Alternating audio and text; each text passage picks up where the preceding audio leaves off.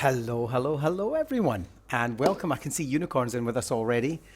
Welcome to another PlayMatters, a live stream dedicated to games, gaming, game-based learning, great guests, and giveaways. Did you see what I did there with all those G's? I thought about that this week, so that's going to be my little start for the stream every time we log in. I'm super, super happy to be here with all of you once again for another Sunday evening, and we're going to have some fun on this Sunday with more town builders, city builders, except I want to just skip between them, like lots of them. So we've got a Townscaper to show you tonight. I'm going to show you a lot more work that's web-based, not just, like free access web-based stuff. I'm going to be showing you, yes, my toys are playing. Boo, boo, boo. It actually works as well. It was bought by a very good friend of mine called Garen Rees, and it's a little Namco museum, and you play it, and my little toys are playing with it tonight. I'm going to try and do a little thing here, so we'll see. Hi, Manon. Hello, Namia. And I see Latif is in with us as well. Good day, good day, good day. And so, more city builders today. Now, one thing I do want to make clear is that while there are some games, many games that I have used in... Hey, Lanny Watkins is with us. Yes, yes, yes. Good to see you, my friend. While there are some games that, and many games that I've used in education, I want the focus of this stream to be more about play matters. Like, let's just play together. Let's just explore good games. Let's just see what floats our boat, and if it has and where it works to be educational, then great. And when we bring guests in, it'll generally be an education conversation.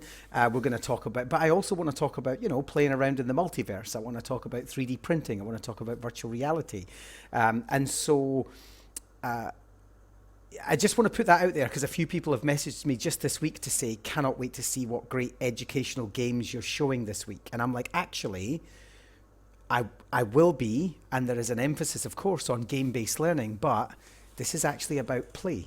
Like, most importantly first, how do we as adults, and particularly educational adults, recognize the value of play? Because play really, really does matter.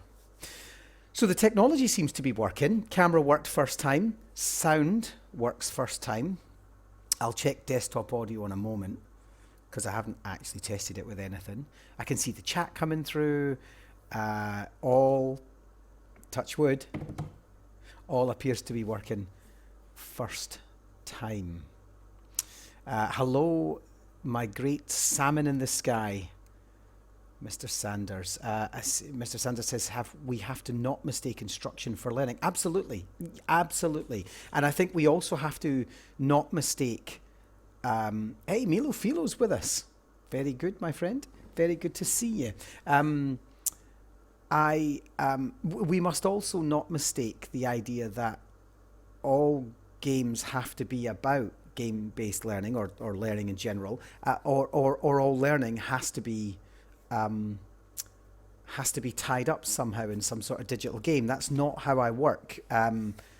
In fact, most of you will know if you've worked with me before, and for newcomers coming into the stream to say hi, most of you will know that a lot of my work is actually only very small part game-based learning, what we call the phygital model. So making sure that we're always making sure that students are learning on paper with books, writing, physical activity, collaboration between themselves and other people, including teachers and other adults. And then they go into Minecraft for 30 minutes and do an element of what it was they were doing before. And so I just want to make sure that as we move the stream through every Sunday, we just reiterate that this is about games, gaming, and game-based learning. Esports, what games are made of, how they're made, as well as what's going on in the classroom with them. And not just video games. Let's talk 3D printing, virtual reality, board games, and so on and so on. So, I see that Sarah's in with us. Happy Thanksgiving weekend to all the Canadians that celebrate. Yes, indeed. Is it Canadian Thanksgiving? Is it? Are we not heading for American, like North American Thanksgiving in general? Maybe that's a different, I don't know, because we don't celebrate it. So maybe Canadian and American is slightly separate. Barry, good to see you, my friend. Big boom. And it's nice to see Lanny here as well. Actually, that means the Welsh outnumber everyone tonight. We've got Lanny Watkins, we've got Barry, and we've got Manon. Who else can we get in? Americans have theirs in November. Thanks, Sarah. Always good to know. So fantastic to see. We've got 21 people in and counting, and it's just going to keep getting up. I am going to remind you that the little thing, when we're on this page, which is our chat page, at the bottom you'll see over here, there's a star, there's a heart, there's a something else, and there's a donation thing. None of that is set up yet, so don't worry. I'm still playing with design ideas, and I can't really decide what I want to do with this page, so bear with me on that and we'll get it all set up. If we are going to do donations at all, and I'm not entirely sure we're going to do that, but if we are going to do donations, it will be targeted very specifically at charities that will be registered and official, and you'll all be able to check those out online. But that's a long way out before we even do that. Having said that, I do think it's important that we galvanize this energy, this stream energy, into doing good things like helping people on streams, in charities through streaming, just like my good friend Dexter Carr in Baltimore, who has an entire company designed to do that, and his program is called Games for Good. Do check that out. So I think we can do stuff like that. We can do charity streams, for example, but I want to work with the community to do that specifically. So maybe we'll talk to you as a community about what streams you find, what charities you find most valuable, and how best we can do something about that. I can see Big Lizardfish is in with us. Yeah, Black Friday. Garen's in with us. Garen. Nice, right? Nice retro game there, Garen, eh? And Mrs. Stevens in with us. Hi. So tonight I'm going to move over to the stream, and tonight we are going to be continuing our search through city builders with less of an emphasis on education, although as a bunch of educators in the stream you can pick out what you need to and we can discuss that in the comments, and I will try to facilitate that. But ultimately we're just going to look at the vast array of the different types of city builders and sort of real-time strategy games that you can access and play. And I think, I've downloaded just tonight in preparation for this, I've downloaded 6 or 7 that we're just going to flick through and have a look at. Now, I promised you last week that we were going to look at, specifically, we were going to look at Frostpunk, and we were going to look at Cliff Empires. We are going to do that. I also want to look at Townscaper, and we're going to go and have a look at the rest of the Townscaper collection. So one of the things I do want to do is check out the guy who made Townscaper, Oskar Staberg. Genuinely. So Oskar Staberg's amazing work. If you go to oskarstalberg.tumblr.com, he does have other, I've noticed that he has a few little web spaces, but if I just pop this into the chat, there we go, oskarstalberg.tumblr.com. Now, what happens in Oskar Staberg's place is he makes these little pictures, or he has like various little games that you can play. And as you can see, if we move around, this one's just a picture, and I think if we click on that, I think we can kind of zoom in on that. There we go. We zoom on in it, and it's like a little, he takes photographs, and then within those photographs, he turns them into art, and then at some point, you'll end up with some sort of artwork in there that you can, game mechanisms in there you can, that you can play around with. Let's go back to that. Okay, so what you'll see is that this is just a web-based piece, and again, the exact, I'll just take the address for you and put this in so you can play with this immediately, is in the chat. We can see that that is Oskar Staberg. Lowering the quality, says Zekron. I'll need to talk to you about that afterwards, bud, because right now I don't, is it not consistent? Is it jittery? Oh, is it stream a bit laggy for anyone else? Keeps freezing. All right. Oh, is it lagging? Okay, I'm not sure how to do that. Zekron, guide me through it if you can. Guide me through it in the chat. I don't really know what's going on with that. I'll put it behind the game frame as well. There we go. That's behind the game frame. That feels a bit better at least. Okay, and so what you can see now is if you move this around, it's web-based, and if you move it around, you get this little, what I assume is a little New York building. You can only turn it left or right. And then using the mouse buttons, you can make it disappear. You can pop it and smash it. And we'll just put one in there. See how it's created that little bridge? You can't zoom in or anything, but we can pop, pop. And all you have is that grid. It's all you've got to play with. So I'm just going to do one there, and then I'm going to get rid of that whole row. There we go. And it's super cool, right? It's just this. Yeah, I'll ping you, Zekron, and we'll do a test. We'll do a live stream test. I don't know why, and lowering the quality is something I think I'd probably have to do somewhere in the settings that I have never looked at. I always just assume it's set to go. So there we go. Oh, look at that one. That one floats. That's the house I want to live in. Is the wee floaty one. And then if I want to add, I can just add. And as I add more broadly, you'll see there that I get like a nice terrace, for example. There we go. It's got a nice terrace with little chairs and stuff like that on top. Super nice, right? And this is web-based, so you can play around with lots of little different designs and things. You don't have to buy Townscaper, which is the full version that I'll show you later. And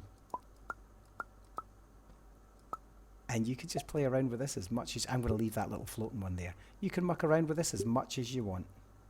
We'll create a little alleyway. You know, like the alleyway that they met Armand in what do you call it? In Interview with the Vampire. Underneath the bridge. There we go, look. That... Oh no, we'll do it one more down. We'll do it one more down. There. That's where they met Armand in Interview with the Vampire. In there. And so we can basically muck around with shapes and look at design, fragmented design, which is actually one of the things that Oskar Staberg plays around with, is these sort of like little fragmented design places, which is lovely. These sort of like contained, almost island-like, but within the island they're fragmented into space. I don't know what some of these are. That's his blog. I could randomize it. Oh look, randomize it again. Well, that's very hotel-like. I tell you what it looks like. I'm just going to take all of this away. I tell you what it looks like is if we get this right, if I do that, and then we fill it out back here.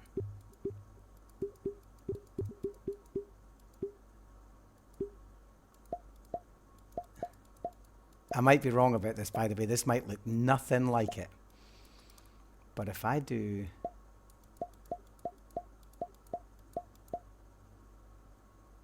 it's not quite right. I think I'm going to have to do... It's kind of like it. I suppose if I did that... It kind of looks like Flynn's Arcade. There, yeah, because Flynn's Arcade had the little bit on the top. So if I do that, it kind of looks like the scene from Flynn's Arcade where he lands, and then you can go inside, right? Am I? Tron fans, does that look like Flynn's Arcade? I think it does. Right there. And so, it's quite neat, actually. Okay, so you can see there that that's Oskar Staberg's house game, and you can just get that online. Heading back to the main website, though, there's another little piece of artwork there and another there, which is just a tree trunk, and he's kind of put some stuff in it. But now we can go to this one, which is... Now, some of these don't work in certain browsers, so I'm going to try this one and see if it works. Seems to be downloading. I know some of them say, you need Firefox, or you need old, not Edge, but the Internet Explorer. This one is just a little world, and you can decide on the size of that world: large, medium, small, or tiny. and we'll just move around just by holding the world. You can see there that they've got space in the background, which is lovely, right? And then you can zoom in this time, so you can zoom in and out on the world. And then over here, you've got trees, ice, rocks. I think that's arced. Oh no, that's towns. Look at that. And then what you do is you just build towns, all based on those hexagons. Again, free, doesn't actually do anything, but is, in my opinion, really, really, really cool to just play around with. Oh look, I can make mountains around that building. And it's just that lovely generation tool that that gets you thinking about spaces and places, and you know, the kind of stuff that I really like. When you zoom out, there we go. And then what we can do is we can go down and we can just, I'm just going to get rid of that town actually. We're going to build that in, get rid of those towns there. I just noticed if you can actually build giant cliffs, so you can just keep clicking up. Kind of like we did with Age of Empires last week, but on a much more fragmented way, but also consistent. Oh look, that's put the town down in the ground. Can you go deeper? Oh, you can. Ah, that's it. You can only go that deep down. Let's build a town on top of a town. Ah! So it builds towered towns. How neat is that though? I mean, really. Oh, Manon says she can think of a lot of potential. I'd love to hear about that, Manon, actually. Not necessarily on the stream, but maybe we should have a chat about, as I show you these tools, if you have ideas for them. I really genuinely would like to know what they are, especially if you do end up going and using them in the classroom. But this is fantastic, really. I'm not entirely sure what else. Oh, there we go. So you could say, you decide, look at that, that's like a mega city. That's like King's Landing sitting there. Simply because I decided that I didn't want to do one stick at a time. I wanted to do lots of them. So that's quite neat, right? And this is free. This is just called Planet by Oskar Staberg. And once again, I will put the, I'll put it in the chat for you.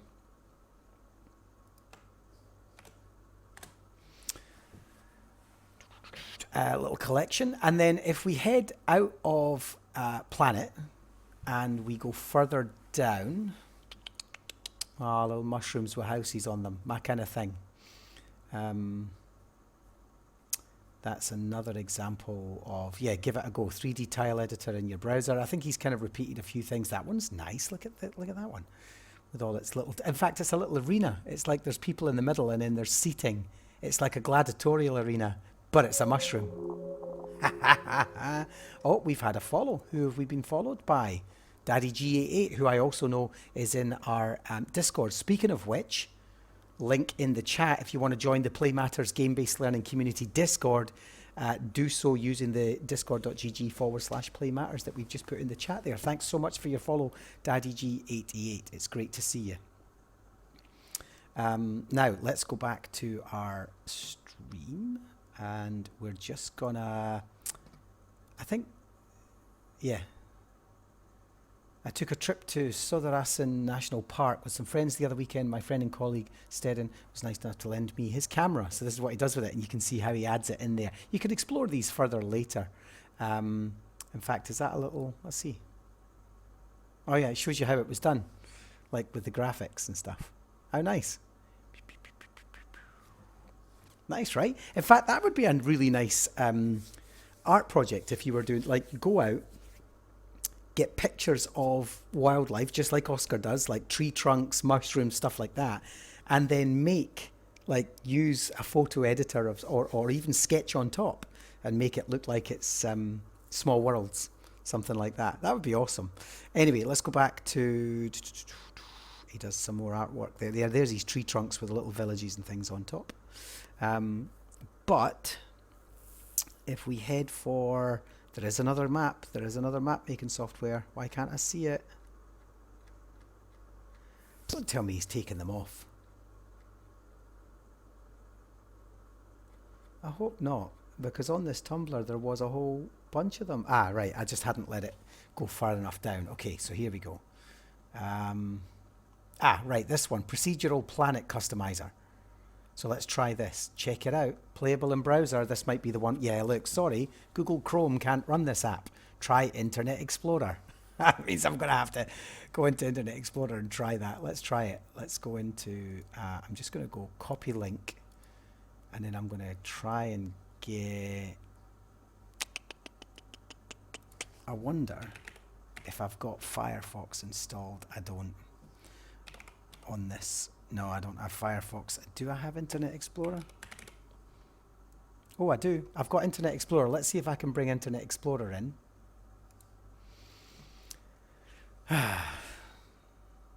Ask me later. Whatever. And I'll copy this out for the moment. Here we go. Let's see.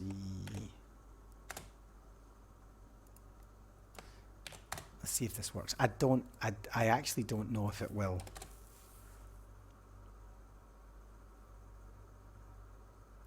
Ironically, when I do that, it says, hey, we don't really want you to have to use this. Why not upload? Why not go up to Edge? I'm just like, no, the whole point is that Edge doesn't play it. Thank you very much. Although it is saying that it wants to use the Unity web player. So I'll just make sure this works before I swap you out. In the meantime, I'm just going to go and look for some of these other things. It has a really nice map one, which is a random map maker, which I actually find that this is it, the most exciting. Right, I've got the other one working. I'll swap out to that in a minute. But for this one's one of my favorites, okay? This one is what's called City Generator. And I just find this fascinating I've actually used this briefly, not with students, just in a personal project, to see what it would be like to set up one of those immersive Dungeons and Dragons worlds where you have like those cities that Steve Jackson and Ian Livingstone used to write about. And so you start off with this blank map, and then what you do is you say, right, anywhere on that map I'm just going to click. And it generates a map. It does it completely randomly. So it's just like pop, pop, pop, pop, pop, pop, pop. And you can see trees and things in there. You can't log in. But what you could do is you could say, right, I am going to say that over here there's another bit. And I'm going to say that in this gap in the middle, that I don't want a gap in there, I'm going to add a junction. And all I'm doing is clicking. You don't get the choice, the opportunity. You just fill the gaps now. So I can potter around and fill the gaps. And if you want to, you can click on them and it changes them. So you're like, oh, I didn't like that design. It's actually taken away a lot. There we go. I'm going to fill those with buildings.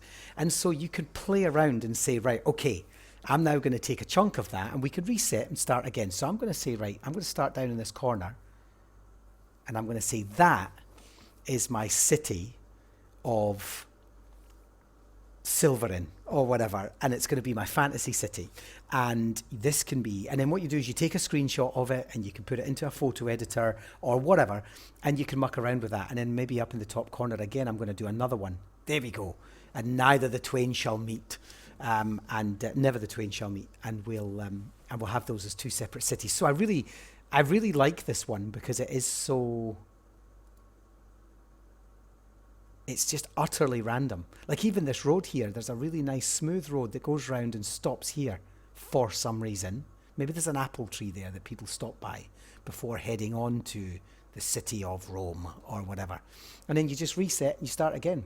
And so I think there's so much merit in these things. It's such an interesting concept to play around with. If we're, part of my whole brand is thinking about the places and spaces that we spend time in that are access to or alternative to the real spaces that are built for us, which actually largely, let's think about this for a moment because I'm a big advocate of this, we don't have a lot of control over. Like when I lived in Scotland, I would consider myself a citizen of a national citizen of Scotland, and therefore Edinburgh would be my capital. But the choice to design Edinburgh is not mine. The roads are already placed. The buildings will already be placed. The stores and the housing and the residential and even the industry already placed. The energy system's already placed. All of the businesses that's nothing to do with me. I just use the space. If you think of New York, no one has a choice about what New York looks like. It's decided for them. The only choice they have is to use that space accordingly. Walk the streets, use the shops, live in the apartments, that kind of stuff. And so we're actually very, very restricted in real life in terms of the advocacy we have for the spaces that we live in. And sure, you can vote to have a ring road built, or you can vote against having a bridge here. You know, that's democracy. But we don't get to choose. We don't really get to design. We don't really get to impact the living spaces, which is why everybody loves their own little piece of land, right? Everybody's like, I wish I had a piece of land that I could keep chickens and ducks on, or I like my little garden, or I love my greenhouse, because that's what we can control. That's what we can design. That's our piece of land. And so with tools like this, suddenly we do become the designers. And then think about taking something like this and put it into Minecraft. So I'm just, wax lyrical here for a second, but what if we put it right in the middle? I mean, that's actually quite large, but what if we put it right in the middle and then said, okay, we're going to lay that down using Pixel Stacker. And in fact, let's see if we can do this. So what I'm going to do is I'm now going to go to and I tell you what I'll do. I'll just share my whole screen so you can see what's going on with this whole thing. Let me go into the stream again. And I'm just going to do... And then what I can do with this at full size is I can get my little snipping tool and I can take a new snip and I'm just going to capture that. Save, what we're going to call this City 1. Right. Now from City 1, we're going to go into, what did we call it? Pixel Stacker. Pixel Stacker, right, there we are. I knew I had it. Okay, so now what we're going to do with Pixel Stacker is we're going to go File, Open, and we're going to go into, no, I thought I did. Oh, I did, City 1, there it is, right. So now what we're going to do is we're going to decide what size we want that. So now we're going to go Tools, view, help me out here, material options, other options, grid size, max height. So let's say, for example, we want that on a 1000, oh no, that's too big. Let's do 300 by 300, because I don't want to do anything that's too big that's going to take up too much memory for the moment. So we're going to do 300 by 300, and we're going to say, that's it. I think if I just close that and say render. Now let's go in and see what that's going to look like. Right, that's not bad actually. If I go render, it's not going to come out perfectly. I think 300's too little. Let's do another size. Let's do other options, 500 by 500. And let's do, close that. Tools, render again. I don't know if I've got the right, see, the other thing I need to do is go not other options, material options, and I only want it to have one layer. Oh yeah, it's only got one layer. I'll take this off because I don't want any of that. Now you've seen Pixel Stacker before. I know I've showed you Pixel Stacker, but what I do want to do is make sure that we cover, like, if we're going to make these tools useful in the classroom, we need to make these tools, we need to show you how to merge them with other things. So what I'll probably do is just give it gray and black and white and then green, because there was a green in there for trees, right? So that's the only materials I want. Close that down, File, Tools, Render, because I don't want pink. I don't know where it's getting pink from. Not enough detail. I wonder if it's too big. Let's just take a section of it. I tell you what, let's just, actually no, it's okay, it's working, it's okay. I'll just take a section of it in here. File, Open, City. I wish it would just render like that. I don't know why it doesn't do it. Let's go other options, size. Let's try 1000. It's maybe just way too big, the picture that I took. Tools, render. See, that's taken a lot longer, but actually not that long for this PC.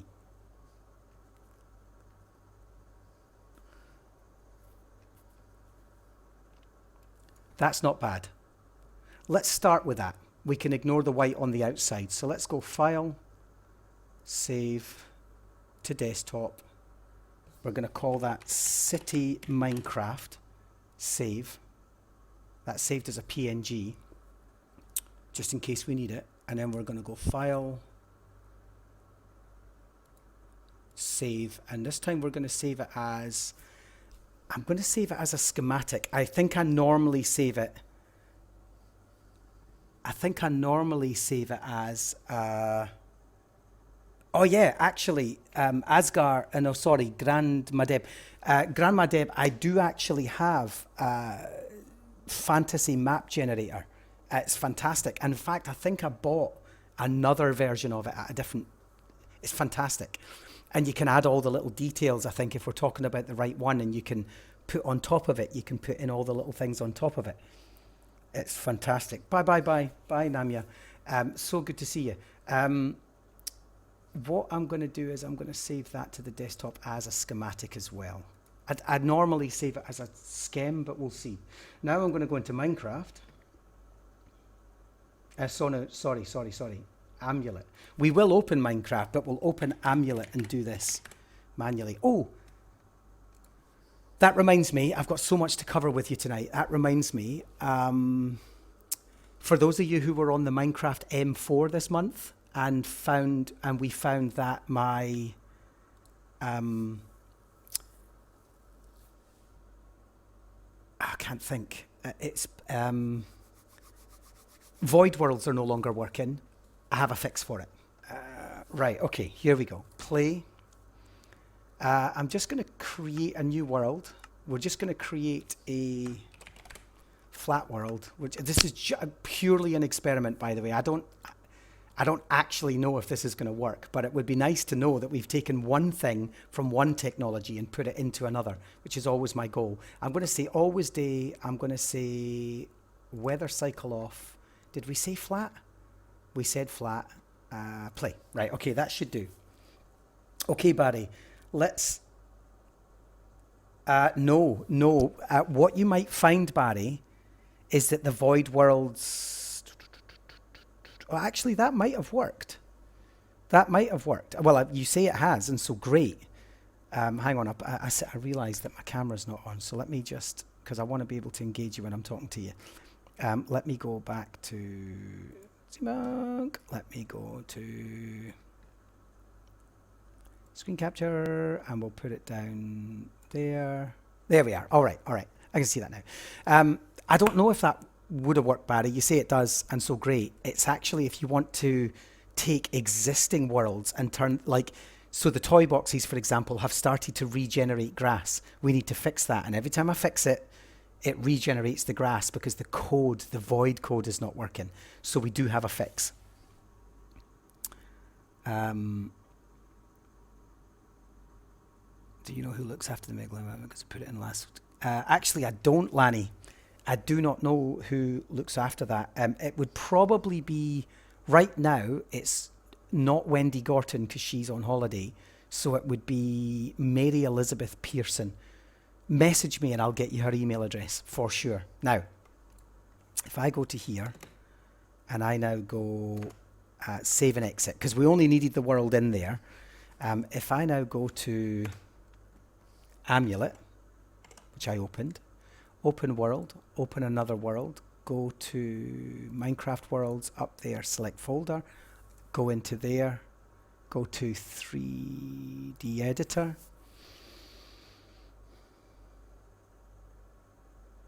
What is this Minecraft thing you're talking about, says Workshop Craft, because he knows. If anybody knows, Workshop Craft knows. We're talking about void worlds. They're not working anymore, buddy. Now what we're going to do is we're going to go...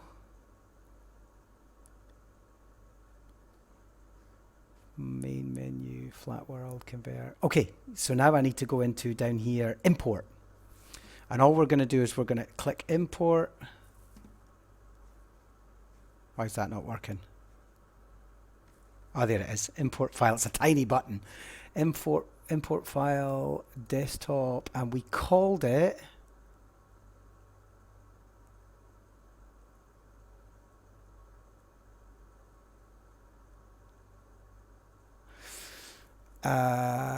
where did I, oh, there it is, city schematic. Oh, right. And then what we're going to do is we're going to put it down. We're going to click it there. We're going to, let's see if we can lift it. Do we want to lift it up one? No, we want to leave it there, and we want to go confirm. Now this is, oh, I thought it was going to take a lot longer, but it's not. Okay. So fingers crossed. Ah, sorry, Grandma Deb.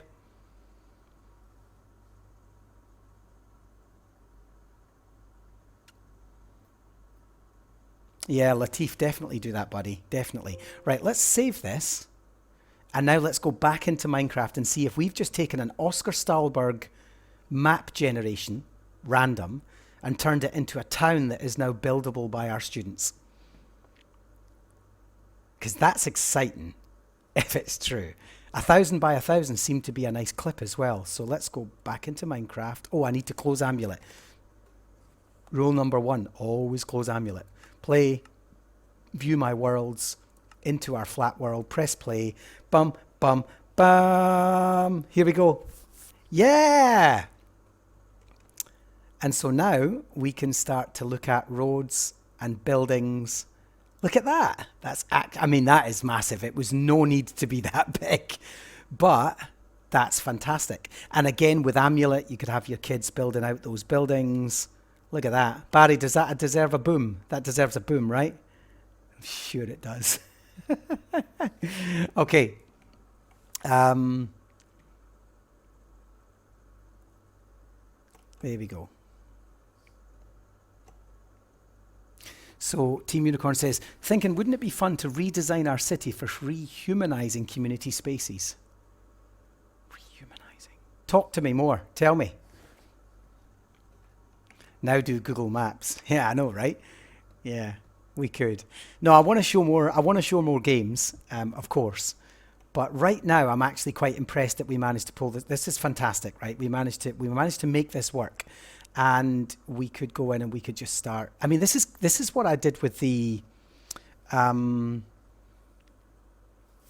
This is what I did with the New York subway map, and it took a lot of work afterwards. Let me go in and just put in New York City. There we go.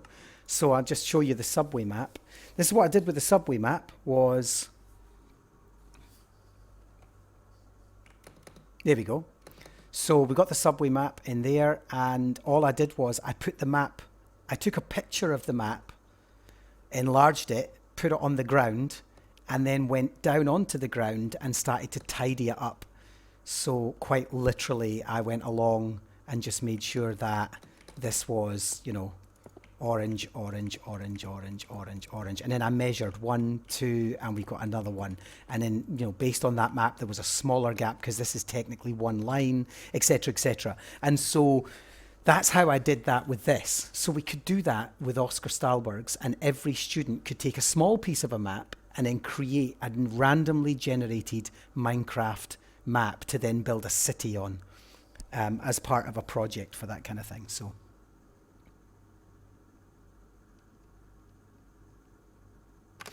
So I'm quite happy that we did that. Let's jump back though to some of our, since I'm sharing screen only, let's go back to this. This was the thing that I showed you, I said I was going to do earlier and it didn't work.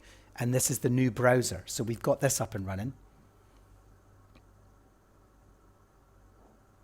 Okay, there we are. Oh, the moon's moving in this one. You can see how he's tried different things with different. So I'm just going to click on that. Now remember, we did an island, we did a town, we've done a city. Now we've got a world generator, and it's similar. We just move the world around. We can zoom in and out a little, and then what we can do is we can say, right, I'm going to click on there. Actually, I'm not actually sure what I'm doing. Oh, there we are. Ah. I'm moving the mouse up or down, which creates the broken fragmentation of it. So look at that. Ah, that's what it does. So you take it and then you move the map. You right mouse button down and up. I'll give you the chat. I'll give this in the chat in a second. There we go. Let's pop that in.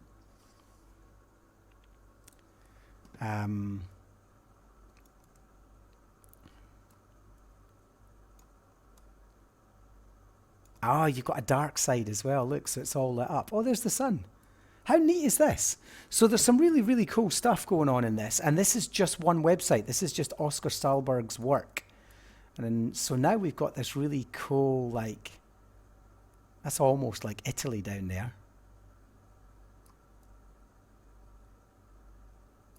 A bit like Africa or India. Oh, there we go. Oops.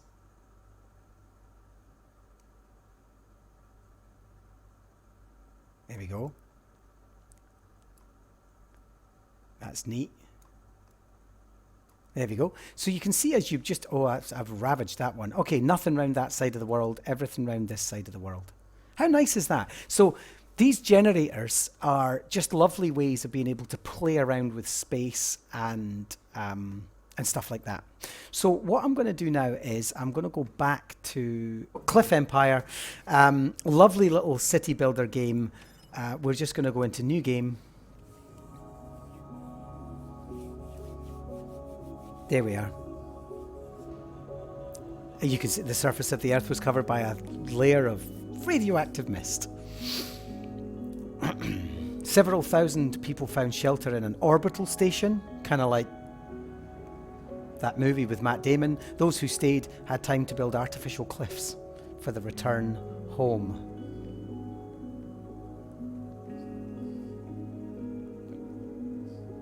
There we are. And so you can play sandbox, you can play default, or you can play tower defense where you're constantly getting attacked by aliens. Default is things like orbital orders, natural disasters, and marauders. Sandbox gives you access to all buildings from the start, unlimited money. I love it. You can tick these off as you want. Regular marauder attacks, I don't want any. Building without resources, complete all researches, and so on. I'm going to do that just for the sake of the stream.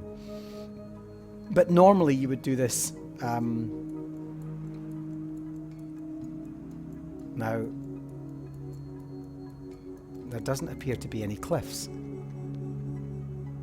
Oh, look at that. We're right in on the snow there. Why is there no cliffs? Skip the, you want to skip the tutorial? Yes. Objective completed. There's no cliffs. I can't believe this. Ah, right. Okay, come on. Maybe I did something wrong with the world generation. Let's try that again. Let's go in here. Quit to main menu. Let's try that again. New game. Normally there's giant cliffs and beautiful. Here we go. Let's skip that. Okay. Sandbox. Oh, there we are. There's the cliffs in front of me. Okay. But they're gone when I jump in.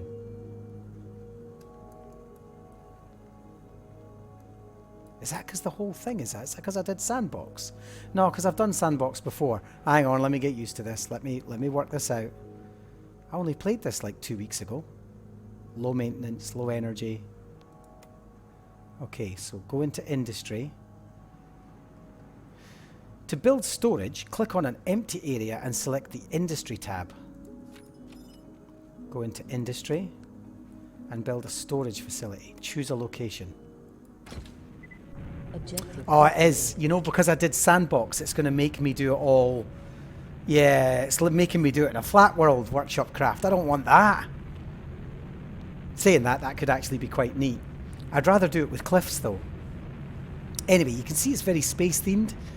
And these ships are, I mean, everything's gorgeous about it. And they're off. And now I have storage. Get your reward. Build a landing platform and houses for 15 citizens. So I want to click on a blank map. I want to go into a landing platform. How do I get one of those? Small gardens, crops, maintenance, defense, protective shields, multi-missile launchers. Yes, please. Woodland, small garden, food, personal villa, landing platform. There it is. Choose the location. Okay, we're going to put that beside storage. And then those little things will go off and build them. And then we're also going to go into here and we're going to say housing. So I want to build a residential complex because right now I don't have to think about money. And so we're going to have a really New nice... citizens arrived. Oh, new citizens have arrived. Objective completed. There we go. Get my reward. Thank you very much. What else? Settle 15 citizens. So now I just need to wait for 15 citizens. So you get the idea, right? This is how I'm building this up. What I want to do is quit to main menu and we'll find an actual cliff one.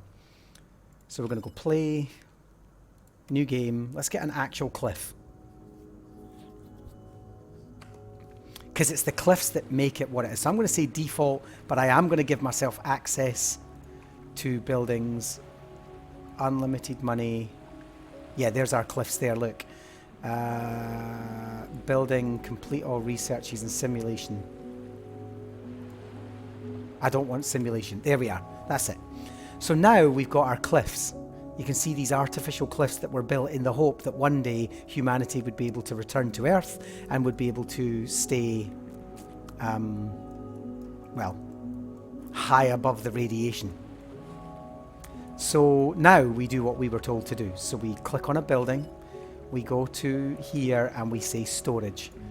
But the great thing about this, as with all of the things that I talked to you about, is the limitations of the spaces that we now have.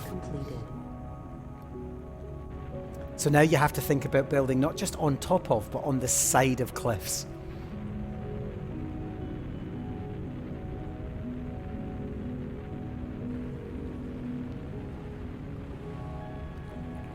Okay.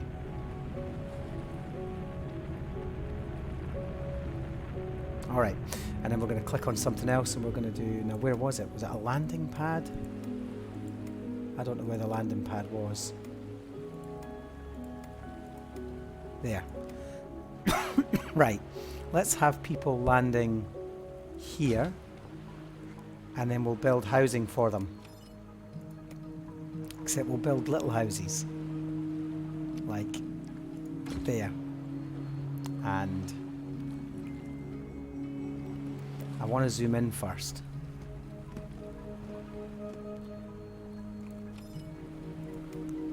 Let me know if the sound's okay, by the way, and you can hear properly. There we go, I'll have that. Objective completed. All right. New citizens arrived. Ooh, new citizens arrived. I need to settle 15 citizens. Here they come. Hey, little people, and I think you see them. I don't know if living right next to the landing station is a good idea. I don't know if I would want to live next to a landing station. Would you?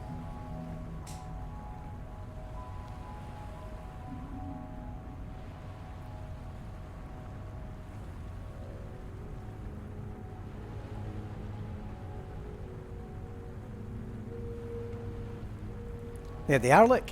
Oops, let me go back a wee bit. Why can't I see them? There they are. Hey, little guys.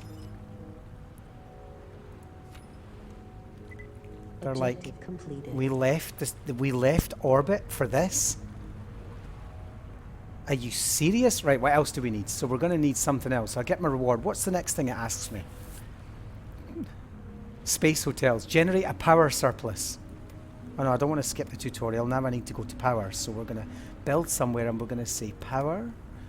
Now, what's nice about this is, the power one's particularly nice. When you click on a space... Is it, how is it you do it? I think you maybe need to select the power already.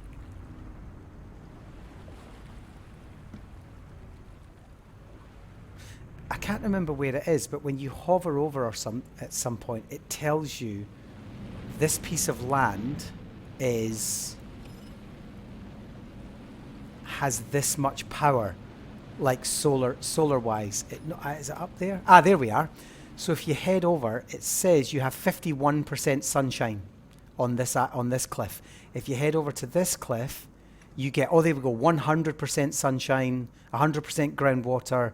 Matter deposits are only 50%. But when we head over to here, we only get 51% sunshine for whatever reason. Probably because of its multi-layeredness. And so I want to, what about wind power? Windiness is 100%. So I want wind farms.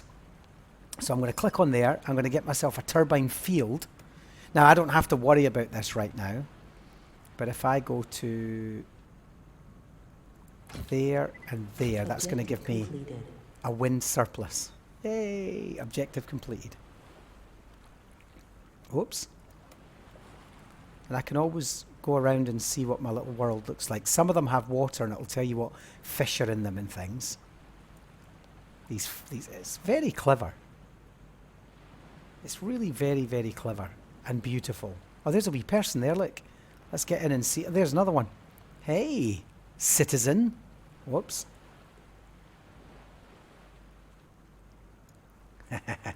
Okay, welcome back to Earth. All right, let's try again. Let's go into another piece. What have I to do? Build a battery station. There we go. Now, I probably don't want battery stations near my homes. So I'm going to put a battery station down there with this storage.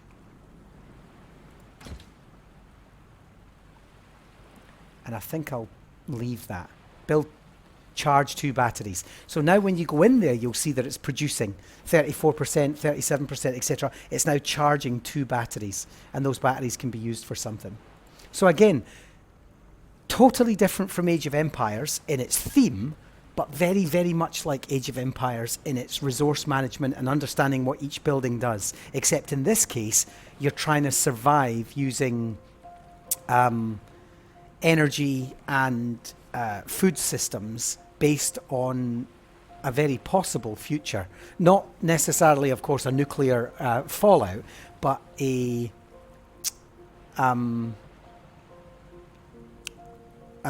climate change, for example. What has 3 blades? Barry boom. Oh, yeah. The wind farms, got it. Okay, so what have I to do next? So I've charged 2 batteries. Those batteries will be used for something later. Build a water extraction center and extract water. Okay, so you can click on that and it says water is one of the most important resources for the city. Groundwater can be extracted by a water extraction station. It is used both for human consumption and for the growing of food. The presence of groundwater depends on the characteristics of the cliff. So my groundwater is only 49%, so I'm going to have to be really clever. I'm going to have to be clever about the ones that I use. So where's groundwater? That's uranium mines. Food. That's a water extraction. Is that what I was to build? Yes, a water extraction station. And I think it only makes sense, I imagine, to build that near water.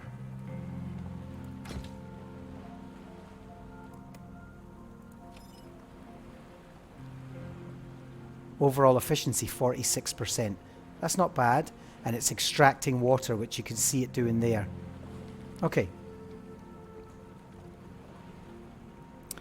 Right, Barry, exactly. I mean, wait till I show you Frostpunk, which we'll do next. Frostpunk is... So you've got sci-fi, then I'm going to take you to...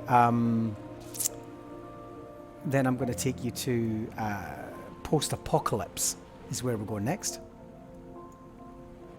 And we don't have all night, but we do have some time left. And you get... So here's the thing, you've got 3 cliffs.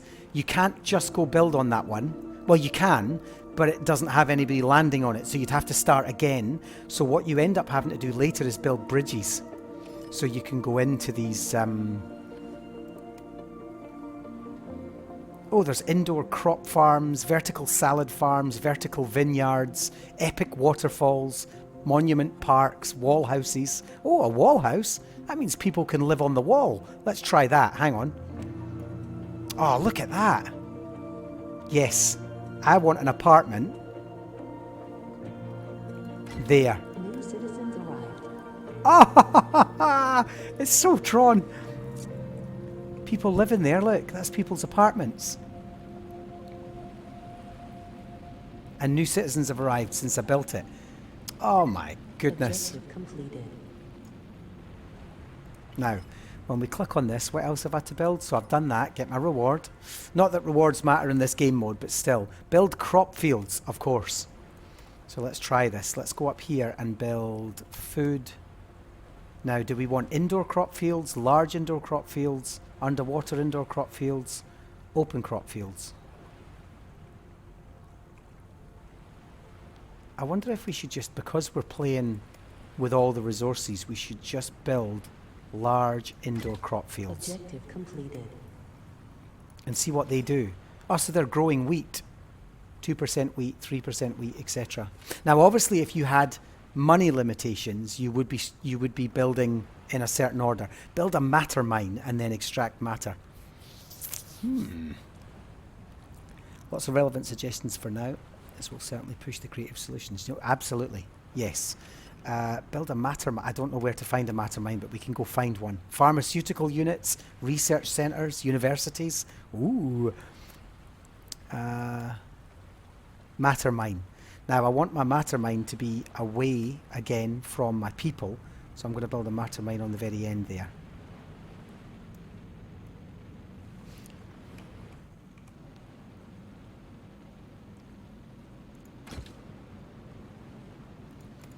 There we go, it's extracting. It's going to extract quite quickly. Oh, look at that. People are in my building. Let's see what it says. Tenants, 17 out of 35.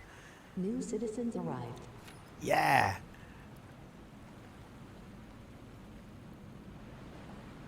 I find that so neat. Okay, there's other things you can stick to the wall as well, which is fantastic. Right, let's have a look. Now if I click on... What's it telling me to build next? Settle citizens. So I just need to settle more citizens. So I know I can settle more in there. And I know that's only got 6 out of 13. Maybe we could attract them with something. Maybe we can attract them with...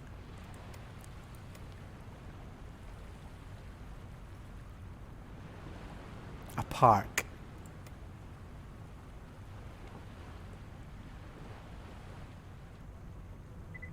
Objective completed.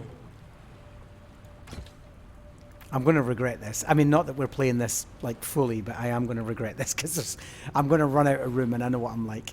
Okay, more people, so more parks. Oh, there's 10 out of 13 in there, 10 out of 13 in there, and 26. That's gone up to 26. So I just need to... Oh, I've done it.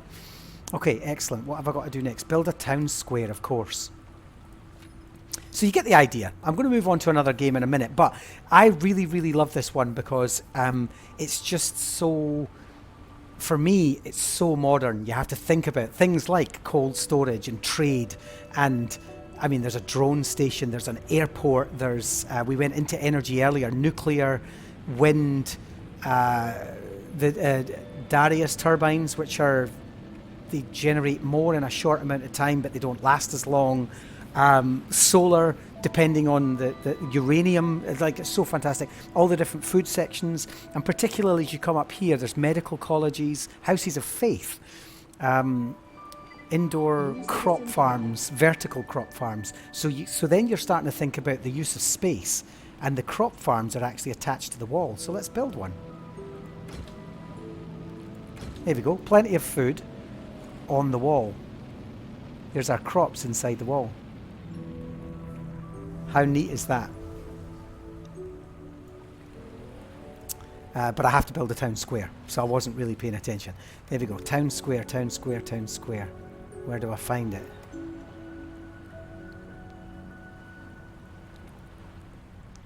Interesting. Eco houses.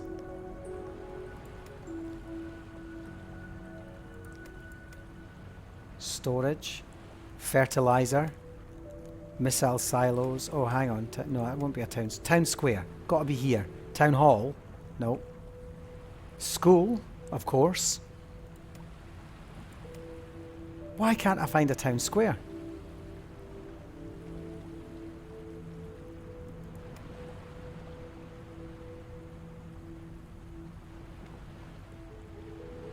I'll tell you what I will build before we go any further. Is I'll build streets.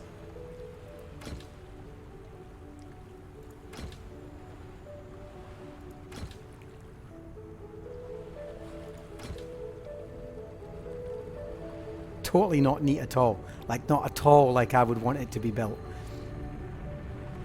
But anyway, you get the idea. Ah, so I've run out of room there. Right, where is the town hall? Let's go back and find out. I wish there was a search button. That would help.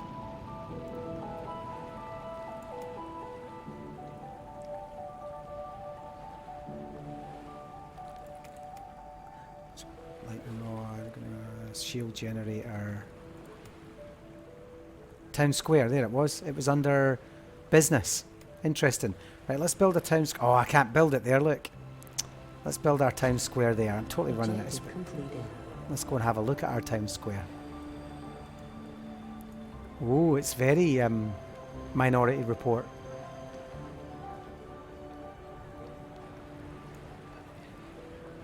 I can hear people talking. Music's nice too. Right, okay, what's it wanting me to do next? It wants me to build a maintenance centre. Whoops. I'll make this the last building, but you get the... Oh, actually, I wanted to build... I'll tell you what I'm going to do. I'm going to build this anyway. I'm going to build for you a trading portal, because the trading portal is really cool. What you can do is put the trading portal like there. And then what will happen is it's a portal to the orbital station. So ships just start coming through it. And it's just gorgeous because the ships just like thunder through it. They trade and then they thunder out again. Brilliant. Let's see what else. 3D printing facility. And that's what they say now about spaceships, don't they? They now say that when you're up in space, they're putting 3D printers on the space stations so they can print whatever they need rather than making it and taking it with them. Which is just a fantastic idea. Cold storage, more storage, a trade shuttle, fertilizer, an airport. Yeah, let's build an airport right next to that. And then inside there we're going to build personal drones, agrarian drones. Oh, the food industry. Yeah. Let's build 3 agrarian drones and an airship. That'll do. They'll appear eventually.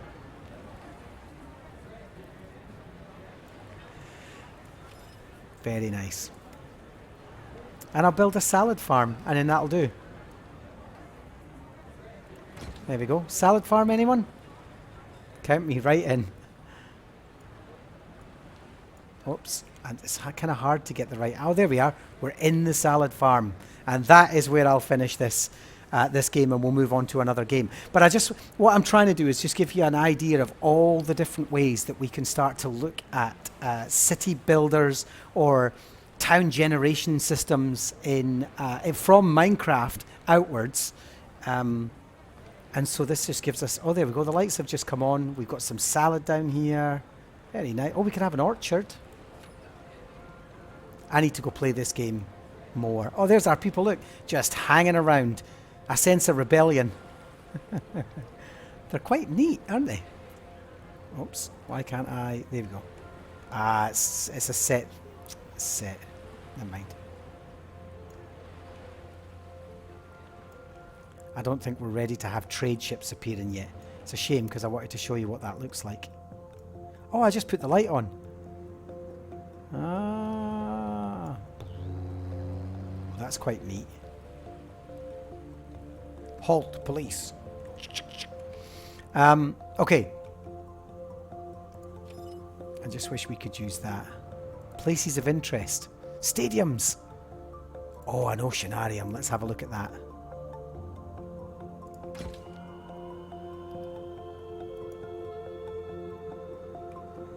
I don't think I'm allowed inside that anymore. Any closer. Oh no, I can zoom right in on that one, but I can't... Oh, I can. There we are.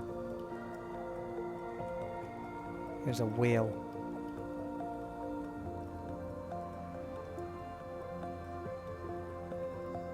Anyway, I just love this game. I love it, love it, love it, love it, love it. You can play it where you get attacked or, you know, competing people come and kind of try to take your land, etc. But, and you can build all the way down the cliffs, and it gets really fantastic. It really does. There we go. But you get the idea. All right. I love Satisfactory, by the way. I really do. That is a fantastic game. So we're going to exit this. Now I'm going to show you, and this is way more difficult, this game, but now I'm going to switch to Frost Punk, and then I want to show you Farthest Frontier. Those are the two I'm going to finish on. I also have Theotown, Tile Cities. In fact, let me show you Tile Cities first, because I found this one the other day. Kind of like Oskar Staberg's. It's not really a game. Well, it is a game, but it's not really a game. You kind of score yourself based on, come on, I kind of need this to find the game. Come on, come on, come on, come on. And I don't really know the rules, even though I've played it like 5 times. Come on. Come on, stream.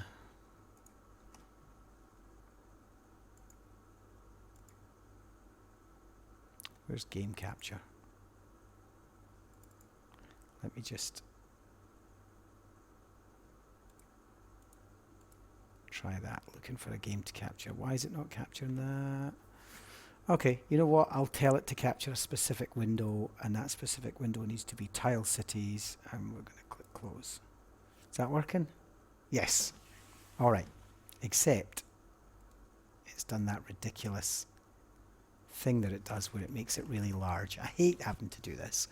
But anyway, there we go. Right, okay, so I'm going to expand to there. Pop. There we go. All right, now, in this game, all we do is we use tiles to generate cities and try to make squares. Try to make score, like get a score. So I'm going to clip this one to here. And then I get given automatically and randomly the next one. Now, I can rotate the tile. And I'm not quite sure. I think these pink things are roads. So I'm going to add that.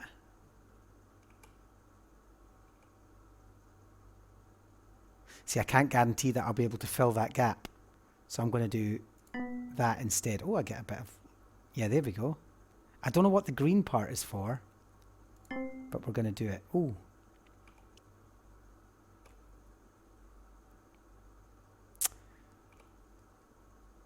There we go. I'm going to add that, and then we'll add a nice big bit of... Oh, look at that. That gives them some sort of... Ah, is that the right size? If I cue that... Yay! Look, that fits in perfectly. That's what I was waiting on.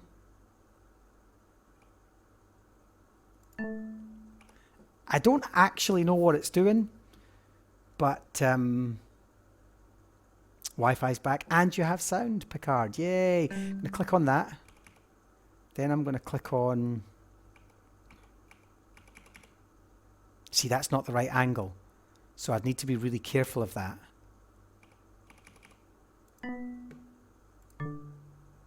I'm getting a bit messy now. I'm trying to see what happens if I don't... There we go. For some reason, that gave me blocks. I'd love to know what it is that I'm supposed to be able to do. But I've never read about it. I just started playing it. Oh, big park, little park.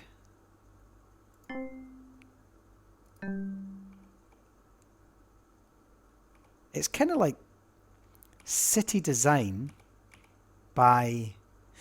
can I flip? No, I can pan in, pan out. I can rotate, and that's it. Oh, I did that by mistake. Oh, no, I didn't mean to put that in there. I doubt I'll be able to fix this. But anyway, I'm going to do that. I think eventually you run out of tiles or room. There we go. I'm going to do that.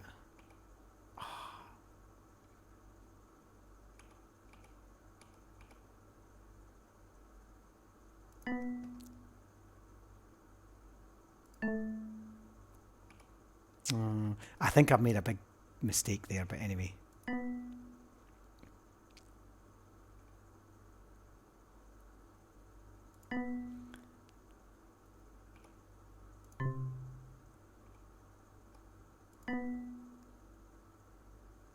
Oh, that's quite neat. Now all I need is a little triangle there.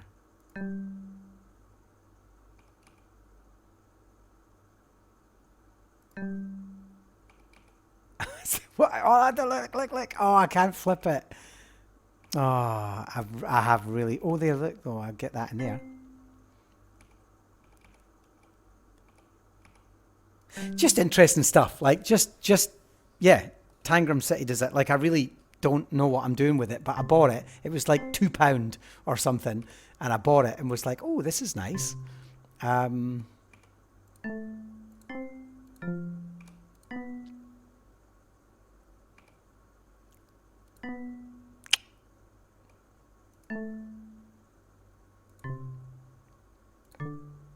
Now, there seems to be something filling up down the bottom here. And I'm not sure what. Oh, there's a little cars moving, look. Oh, things are moving.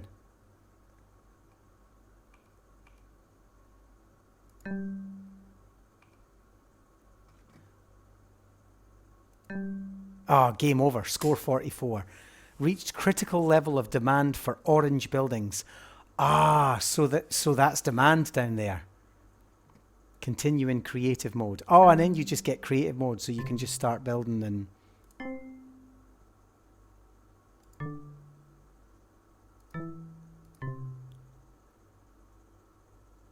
I've no idea what I'm doing. So anyway, you get the idea, right? We're going to exit that one. I want to take you to Frostpunk. But that's another idea for just something that's like you said, Tangram City design. Now what I want to do is head back into here and go to Frostpunk.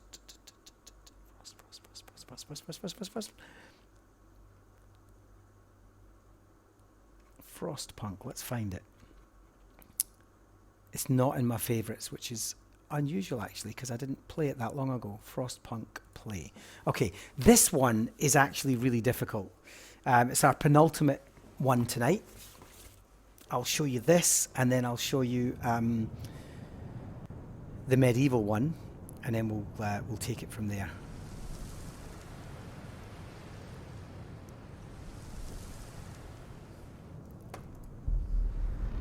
Are we seeing, because we've got a black screen, right? Are we seeing Frostpunk?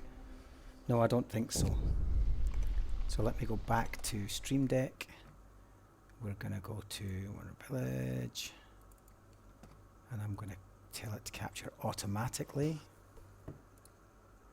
There we are. Hey, it's back to working automatically. That last little game didn't work for some reason. Take care, Unicorn.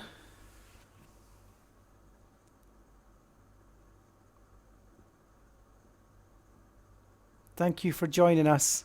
Oh, you can add to wishlist. Frostpunk 2 is announced. No thanks. Let's just go back and say, right, okay, claim your free building by follow. No thanks. Okay, all these adverts. Right, okay, so what I want to do is I want to just go and select, let's do endless mode. For pioneers, no heating, no support, harsh weather incoming, build the generator and try to survive. Scarce resources, bitter cold, and frequent blizzards. Every day will be a struggle. Sounds like Scotland. Plenty of resources, mild weather, and short blizzards. Right, there we go. Serenity. Let's do this. There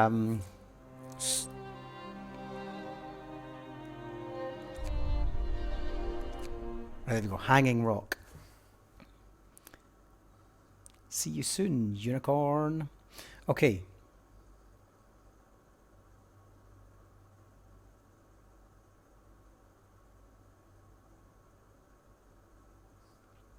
All right, winter has come. So in this one, you are trying to survive the last ice age. It's an apocalyptic ice age with far less hope than Cliff Empire. Okay, so I'm going to confirm the name, the Ark, of course. And then in here, we're going to, so we can shut it down, and we're currently at steam level 1, which, as you can see, melts the ice. And that's what gives you your building opportunity. And so you can see there as we kind of look around this, it's a generator, and humans will come. Humans will hear about it, and they will come to this this generator. So what I'm going to do, I'm going to go into the construction menu, and I'm going to build tents. And what you do is you build outwards of the heat generator. So I'm going to build more tents and more tents. The Book of Laws. And then what I can do is you can take, what is it? There we go. So it's a steel wreckage. And what we can do is we can make 5 people work that. and we'll make 2 engineers work it, and we'll do the same there. That's going to be a wood crate, so we're going to get 3 people to work that. So they'll go off and work. It feels very 1984. Oh, what's the 100?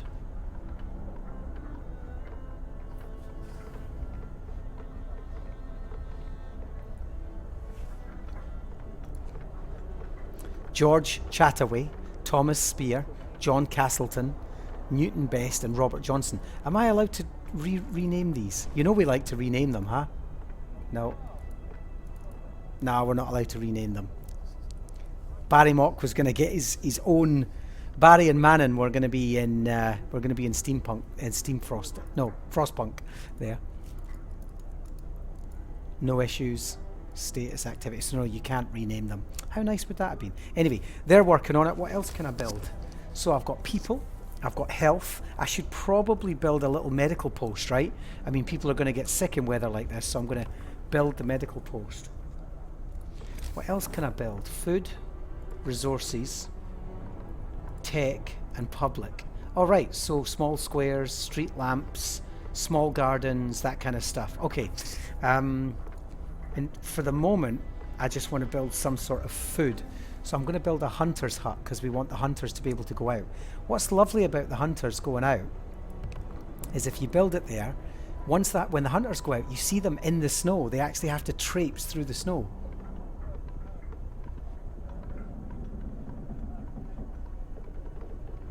I must watch the 100. Actually, that rings a bell. That rings a bell. I think I might have seen it.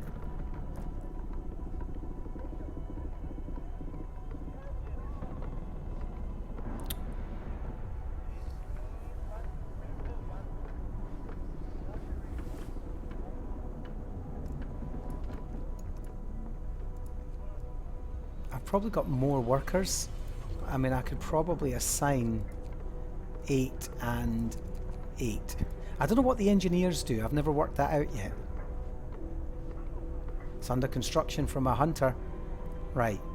Now my hunter, I probably have to go in and just say that I want to have 5 hunters. Emma, Luther, Lucy, Edwin, and Lewis. Get out there and hunt, folks. You can give a temperature overlay. Look at this. So you can see where your temperature is in this ice age, which I think is really neat. And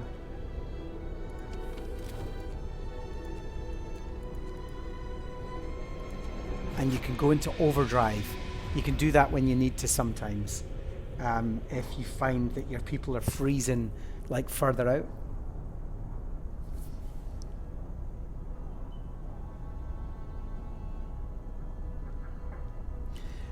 No, totally right, Barry. This is where one of my really deep passions lies, is how do we make games that tell unique stories? Like, you're right, AAA games like Call of Duty or Red Dead Redemption. Now, don't get me wrong, they're brilliant, brilliant games.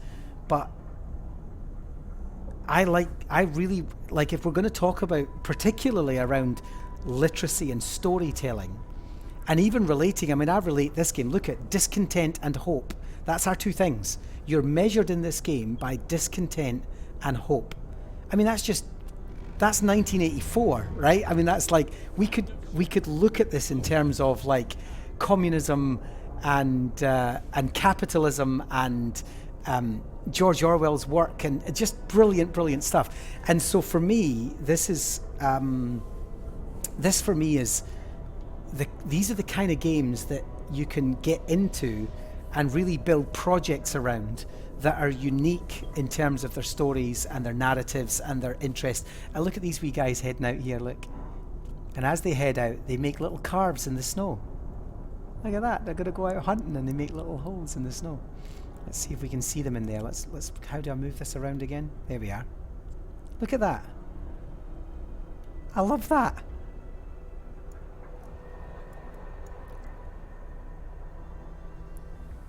Games really are remarkable storytelling tools, and we have to use them as such. Okay, let's see what else we can build in this one. Resources. A wall drill, A resource depot. We should probably have a resource depot. Like there. Oh, there's wood crates. I'll wait until these wood crates are out before I go sending people over there. Our hope is up. But I'm not sure, like, I probably need to build stuff that... no, Picard, we can't. That's as close as we can zoom in.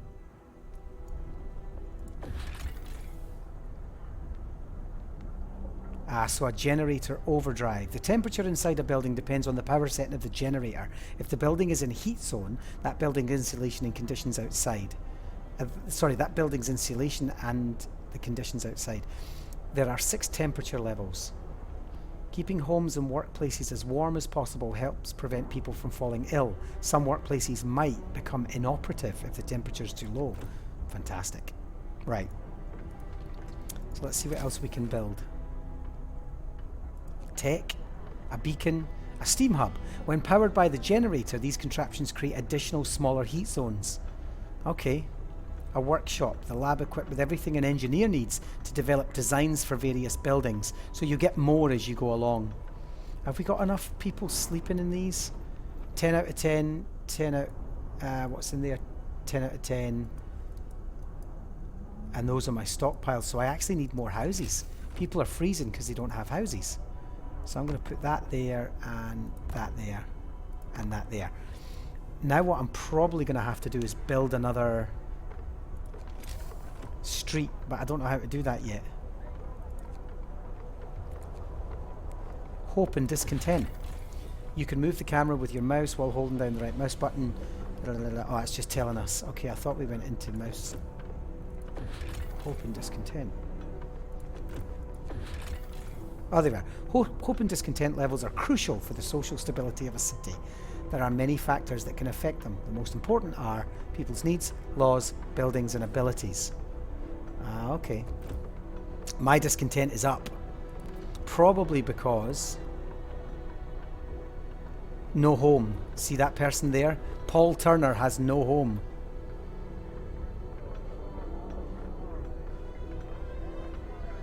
I think it does, but I think the heat of the generator keeps it off in terms of the snow for the question asked. Alright. So, oh, I've actually, yeah, they're building it under construction. Under construction. Right, there we go. More homes. Excellent. So discontent should go down. And what else have we got? We've got a medical port. A cookhouse. Turns raw foodstuffs into nutritious meals. Ah, right. Now, I'm going to make sure that that's behind...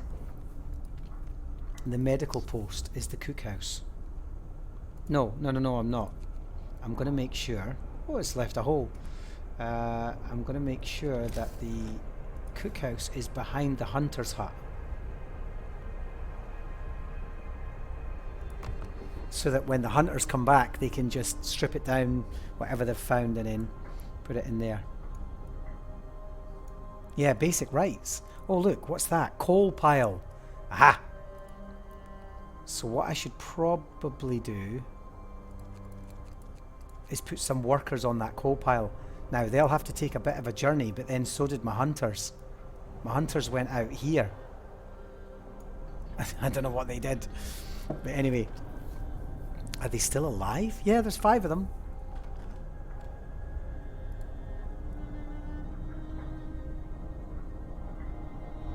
Oh look, everybody's indoors.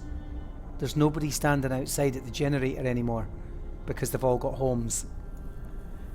Good. Alright. Basic rights, links to UNCRC. UNCRC. Shelter, food, etc. Yep. Right, let's find resources. Sawmill. Oh, a gathering post. So I could put a gathering post out there, but it would be freezing. I don't know if I want that. Not adjacent to a street. Look. And that's not getting... well, it's getting built slowly, but it's not adjacent to a street. How do I build a street then?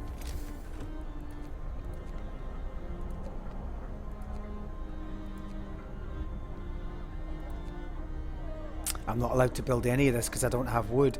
So I'm going to have to go to that wood pile and tell more people to go on. And yeah. We're doing fine, all things considered, said Edward. Another day, another shift. That's life. Definitely feels Soviet era. Yeah, definitely, Barry. It needs to be related to our thinking systems and our systems of existence. What's that? That's wood crates, more coal. Let's see if the coal boys are on their way. No, I don't think so. The coal boys are probably like, sorry, you want me to go where? Here comes the sun. Anyway, you get the idea. It's a slow game. I have been very poor at it traditionally in the past. It's inoperative. Why is it inoperative? Requires at least one worker. Not adjacent to a street. How do I build a street?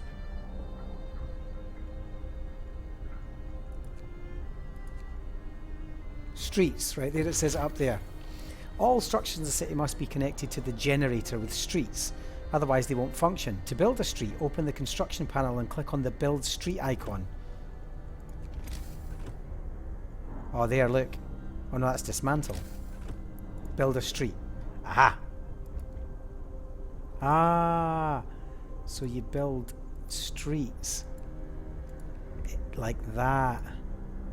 And we've already got that middle green one. So I'm going to build those streets there. And that gives us streets around about that building. Okay.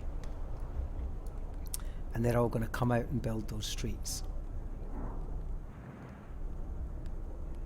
Yes, they are. They're planting them right now. Very nice. Okay.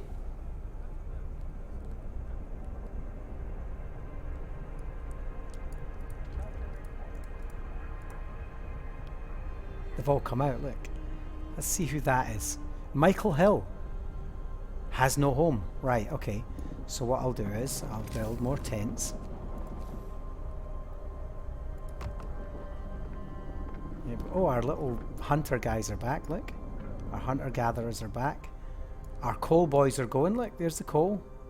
Pushing through the snow. I like it. Alright.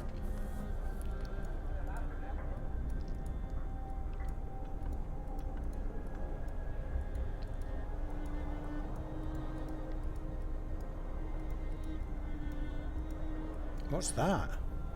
Oh, wood crates. I've already looked at that. I'm just at a different angle. Coal. Anyway, you get the idea.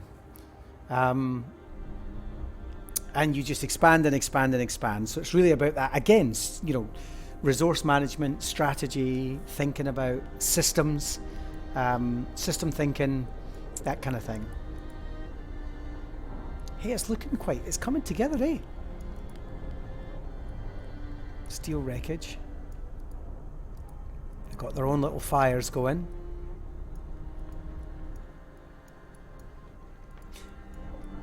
It won all sorts of awards, this game, for its depiction of a post-apocalyptic kind of life. Discontent's down, hope is up. Oh, maybe not actually. We've got streets. I wonder if we... I don't think we can build a street out to the coal. I'll try it. Build a street.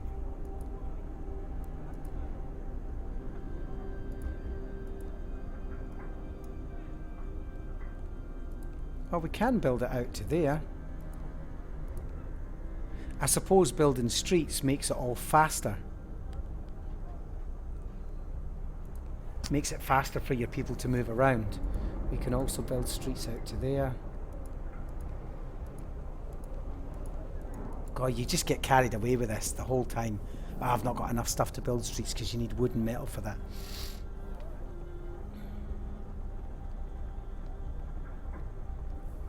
Yeah, the survival element, yeah. Well, yeah, because when I was doing Cliff Empire, There was no threat. It was all just, you could have as much money as you wanted. Whereas in this one, you really are under threat of, I mean, it's minus 20 degrees. You could do science experiments with that. The whole science of temperature in this one. Come on, folks, build those paths. Yeah, so as they build the paths, the spaces start to come more to life. Brilliant. All right. I imagine now if I go to... Yeah, see, I need more wood. And I've got as many people... Well, I've got 10 people working on that wood pile. I think the reason I'm out of wood is because I'm using it on all those paths.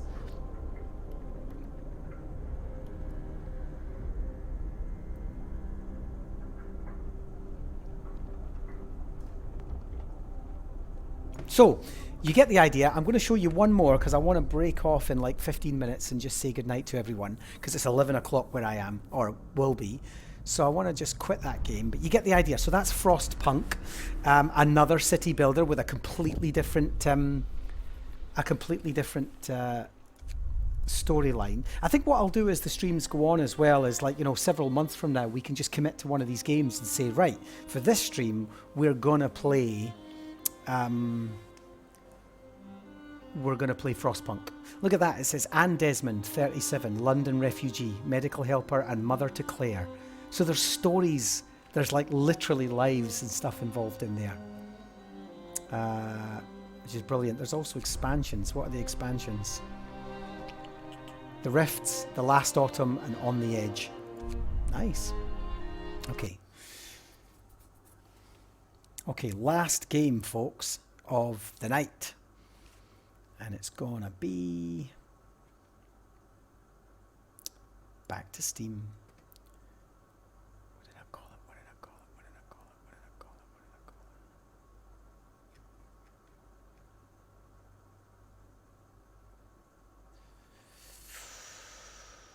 What did I call it? Farthest Frontier. It must be up in my favorites. Let me see. Farthest Frontier. Yeah. You're going to love Farthest Frontier. Farthest Frontier is probably one of my favorites of city builders of modern time. It's so satisfying, this game, and the detail is probably a big part of that. Now let me just bring this back in. Make sure that it works, because again, it's probably not going to... Oh, there we are. Yep, it's working. Excellent. All right. So with Farthest Frontier, I'm just going to go for a new settlement. And I'm going to say that I am going to be a pioneer. My village is going to be called Drollchester. Drollchester. And then I'm going to go into map size, pacifist mode, because I don't want enemies. Just for the purposes of this, we're going to go pioneer, pioneer, pioneer, pioneer. Idyllic Valley start. Okay. And this game, I have noticed, unless they've... And we'll just watch this. Life can be harsh everywhere. But in the old world, there was no hope of it ever improving. When our crops failed, the ruling class would still collect the same share, leaving our children to starve. And if we had any coin to our name, the taxman would appear, demanding it for the crown. The nobles hid behind the safety of their walls and did nothing when raiders pillaged the outskirts of the city. And so, some of us decided that it was time to leave. That we'd rather take our chances in the wilderness, seeking the promise of a new land, than starve to death in our homeland. The journey wasn't easy. We lost many along the way. But this wild, unsettled land offers us the hope of a new start as the masters of our own destiny. Ooh.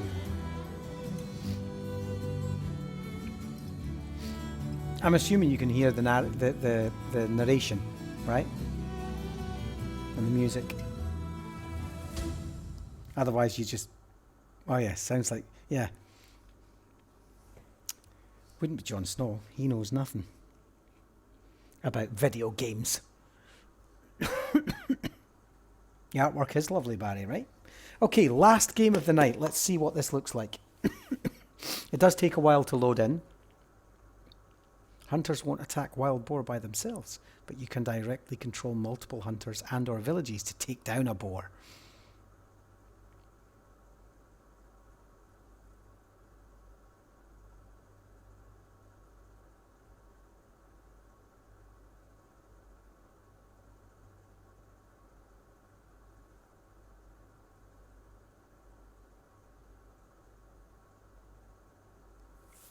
Come on. It takes its time. I remember that from the last time I played it. This is like really, it's a new game. It's only been out about a month. No, 2 months maybe. And it's just a really fantastic take on the city builder. It's amazing. I mean, you do need lots of time at it. So what I'm going to be able to show you today is not going to cut into it at all. But it's amazing how it grows outwards.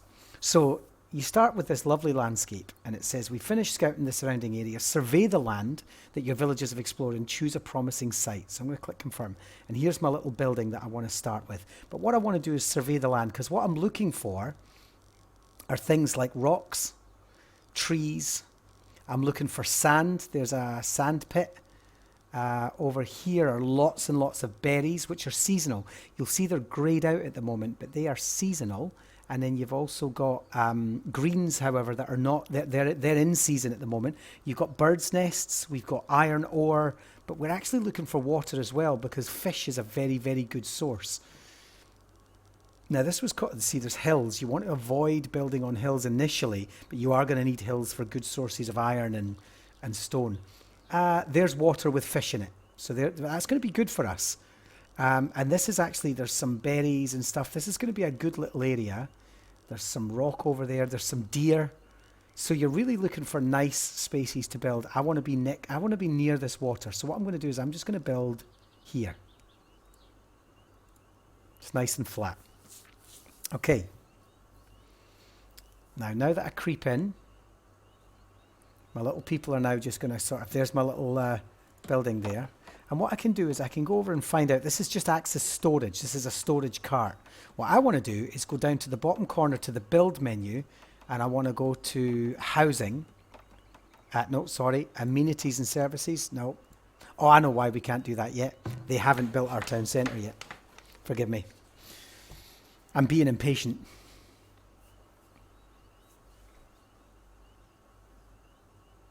Kind of has that Age of Empires feel. And you can tell them where to go. I mean, you can control them. But really what you want to do is have them. Now, at this point, they don't have enough wood. So what I'm going to do is, I'm going to do that thing that we showed you in the other one, where I'm going to say harvest resources. And I want them to harvest these trees that are around, the immediate trees that are surrounding. And off they go and they start to harvest, because they're like, yeah, we need wood, right?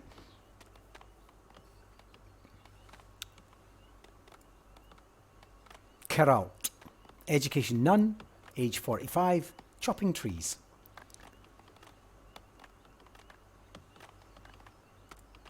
We currently have some tools, some swords, some bows, some arrows, some food, some preserves, and some firewood. What I can do up the top here to speed this up, I thought it was up the top.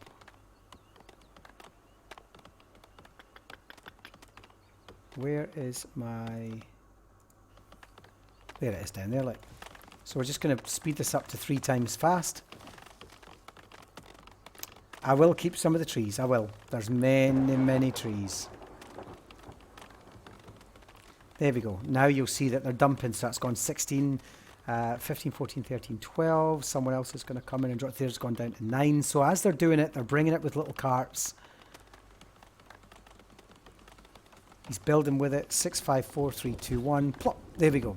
So now I can go back to 1 and I can say, right, what do I want to do next? So I want to build, and I'm going to say I want to build a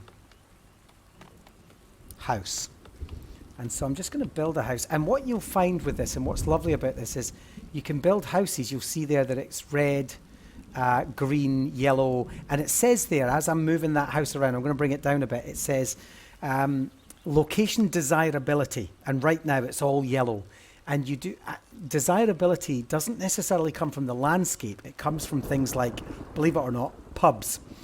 So I'm just going to put 3 houses there. I'm also going to do, because I know this happens to be needed, is I'm going to do a firewood splitter. And you'll see that the firewood splitter has that red, slight orange glow around it. That means keep it away from the houses. So I'm just going to put it right there, right neat in there. And that's one of the things I love about this game, is that it's you start to tuck things in and you make little roads and stuff like that, and it's lovely. Okay, houses are getting built. Nice. Houses, and a wood fire splitter, and then we can go back down to 1 again. Excellent. All right. So now I've got houses, I can go and build a well. And a well is dictated by blue. You'll see that the darker blue, which of course is near the water, but it's okay up here actually. It won't do us any harm to have a well there, right in front of our town centre. So now we're thinking about all these like the very basics. Food production. So I'm going to go to a hunter's cabin. Now I know that there's deer up here. So you want a hunter's cabin to be near the deer. So I'm going to build that there, and you'll see that when I click on the hunter's cabin, a big circle appears around it to say, this is what the hunter is doing. The hunter is able to do any or capture anything that's in this space. And you'll see there's actually 2 lots of deer here. So we're just going to move that out. We're still getting enough wood. The housing has 4 people in it. That has 4 people in it, and that has 4 people in it. I probably need more housing in a minute. Kludgy? What's Kludgy? Is that the person's name? Dressed. Perhard.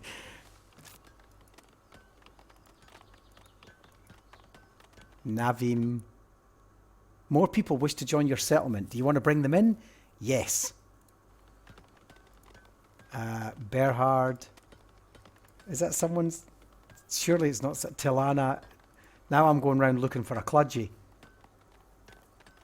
Oh, a kludgy. Right, the water closet. Yes. Now I need stone for that, so they're automatically getting stone, but I could tell them, I could prioritize that and say, hey, I want you to get that stone, and I want you to come and get this stone specifically. And now we've got a well. Now what I do want to do is build roads. So I'm going to go to, not decorations, I'm going to go to walls and roads. And what I'm going to do is I'm going to build a little road along here.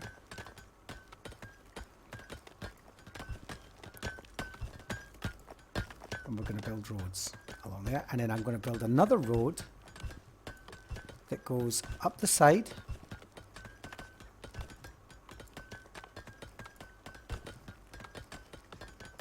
What is that? It shouldn't affect whether I have a road there. There we go. And then I'm going to build a road that goes from there up to my hunter's cabin. So now automatically I'm starting to be able to fill in these roads and stuff, which is really lovely. Now, I'm going to build a wee bit of fence just for decorative purposes. I'm just going to build it there. There's no need for that, but anyway, I'm going to do it. And a wee bit of wall as well that's going to go there. Who knows? And now we're going to go to food production, and I want to build a forager shack. Now, a forager shack is the one that's going to collect birds' eggs, berries, and you'll see that's hawthorn berries, birds' eggs, hawthorn, greens, etc. And you want to keep it somewhere. Oh, there's another. The forager will also get herbs. So I want to keep the forager somewhere where he's going to collect nice amount of stuff. So I'm going to put him right there. And then for the purposes of quickness, we'll get a little road over to him. It's very neat, you know. And I'm also going to do a fishing shack. Now we know that the fishing is good there. So I'm going to build my little fishing shack in there. Get my road. There we go. And so you can see how this one's different from many of the other ones that I've showed you, simply because what you're doing is you're playing to the environment very specifically. Where's the water? Where's the land? Where's the flatness? Where are the berries? Where are the animals? And you're playing to the landscape. So it's survival specifically of the landscape rather than of set resources or set enemies. In fact, this is really player versus environment. So how do you know that they're all happy and healthy? Good question. First of all, up here you have villager happiness, and my villagers are very happy. And when you click on them, so we're going to click on Mata there, and we're just going to rename Mata to Puckered. There we go, Puckered. Occupation, labourer. Education, none. And you can see there that she's diet 80% happy, warmth 98, her happiness there, everything except beer. Look, she's happy with shoes, happy with clothes, all the luxuries she needs, food, health, family, entertainment, shelter, cleanliness and desirability, except beer is the only thing she doesn't have, and her health is 100%.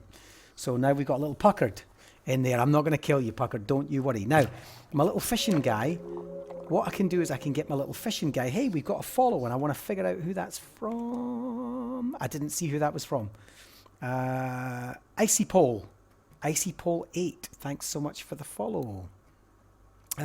Now, what we can do is we can tell our little fisherman if we go up here on this little circle here, we can change it and say, right, and down at the bottom, it's kind of hard for you to see, but down at the bottom, fishing areas, 100%, 90%, 110, 130, 40. As I move this round, 150, 160. I think the best I'm going to get is 160. So I'm going to click on it there and say that's where my fisherman's now going to go. So my fisherman now has 160% fishing capability. And actually, if we zoom in, my fisherman should be somewhere. I just don't know where. They will come out and throw the little rod in the water. Ah, there he is. Is that my fisherman there? No. Zara is my fisherman. In fact, let's go find Zara. There's Zara there, look. So there's Zara doing a bit of fishing. We're going to rename that there. That's going to be... Zara is going to be our Man and Watkins. There we go. Now here comes the snow. You'll see the bar at the top. So it goes winter, spring, autumn, summer. Winter, spring, summer, autumn, and then back into winter. And we've got no logs. I'm actually going to add a slot in there. Puckered, you're going to become a woodcutter. All right. You are going to become a woodcutter. And what we're now going to do is we're going to go into our... See, they're all out for the winter. But what I now need to do is go and make more housing. And what I'd like to do is rotate the housing. Whoops. How do I rotate again? I think is it Z? No, it's not Z. It's not X. I can't remember how to rotate. It's not E. No. Oh, I keep doing that. Sorry, folks. You can rotate. Is it tab? Oh, it's tab. There we are. And what I'd like to do is rotate the houses so that we have them back to back like a little town. There's my little fence. Yay! And I'm going to have to tell them to cut down more trees. So we'll cut down those and we'll cut down those. The lake is frozen over, so my fishing person is not cooking very much. My little berry picker. Who's my berry picker? Mochan. Right, Mochan, you are going to be... Mock. There's the Mock. Is my little berry picker. Hey, Keys is in with us. Sorry, Keys, I never got to play Conan with you today. Conan is a game that we can't live stream. Good to see you, Lanny. Good man. Take it easy, my friend, and love to your family. I hope everyone's well and happy. We can't live stream Conan. It's great fun. It's set in the Conan universe, and you are a freed slave, previously slaved kind of barbarian, male or female, and there is extreme nudity in that game. So you do not want to play Conan as an educational value game. And there's also extreme violence, but the nudity part is just off the charts, like, and hyper realistic as well. In fact, Kays and I have been caught out many times with some dodgy screenshots. I shouldn't laugh about it on a live stream, but we really have. It's the funniest game when it comes to that. And we shall say no more about it, but there have been some odd moments where screenshots have got me into trouble. So we're just going to leave it there, aren't we, Case? Oh, the nudity can be turned off. Oh, now you tell me. Well, the nudity can be turned off. It's extreme when it's not turned off, though. So yeah, let's not ever show Conan as a live stream game.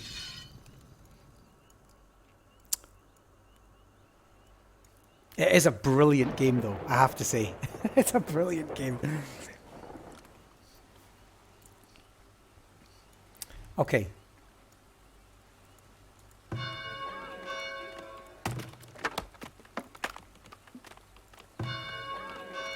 Okay, so let's see where we're at. Everything's been built up. Everything's looking good. Food production. Oh, we can start to build farms now. I don't want to build them too early. Farms are actually very, very tricky to manage. Very tricky. Oh, what we do want is a smokehouse, but nobody wants a smokehouse near their house.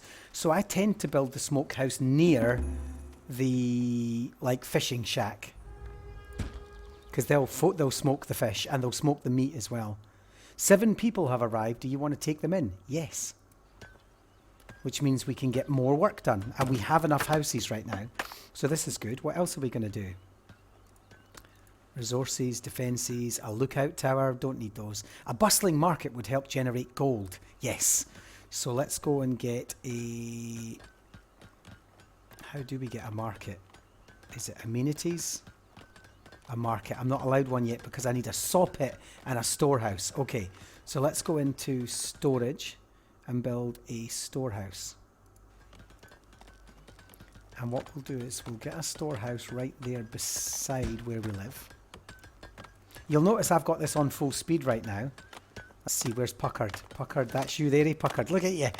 I'll tell you, you are going for it, Puckard. Workshop craft, this is... Farthest Frontier. Hey, Fal's with us. Fal, I am still alive, buddy. I am still alive. I am. I did get your message and I was like, I must connect with Fal and let him know that I'm still alive. And I just didn't. I was supposed to connect with Kays today as well and I didn't do that either. So don't feel you're the only one. I'm so sorry. How are you doing, brother? Big brother bear.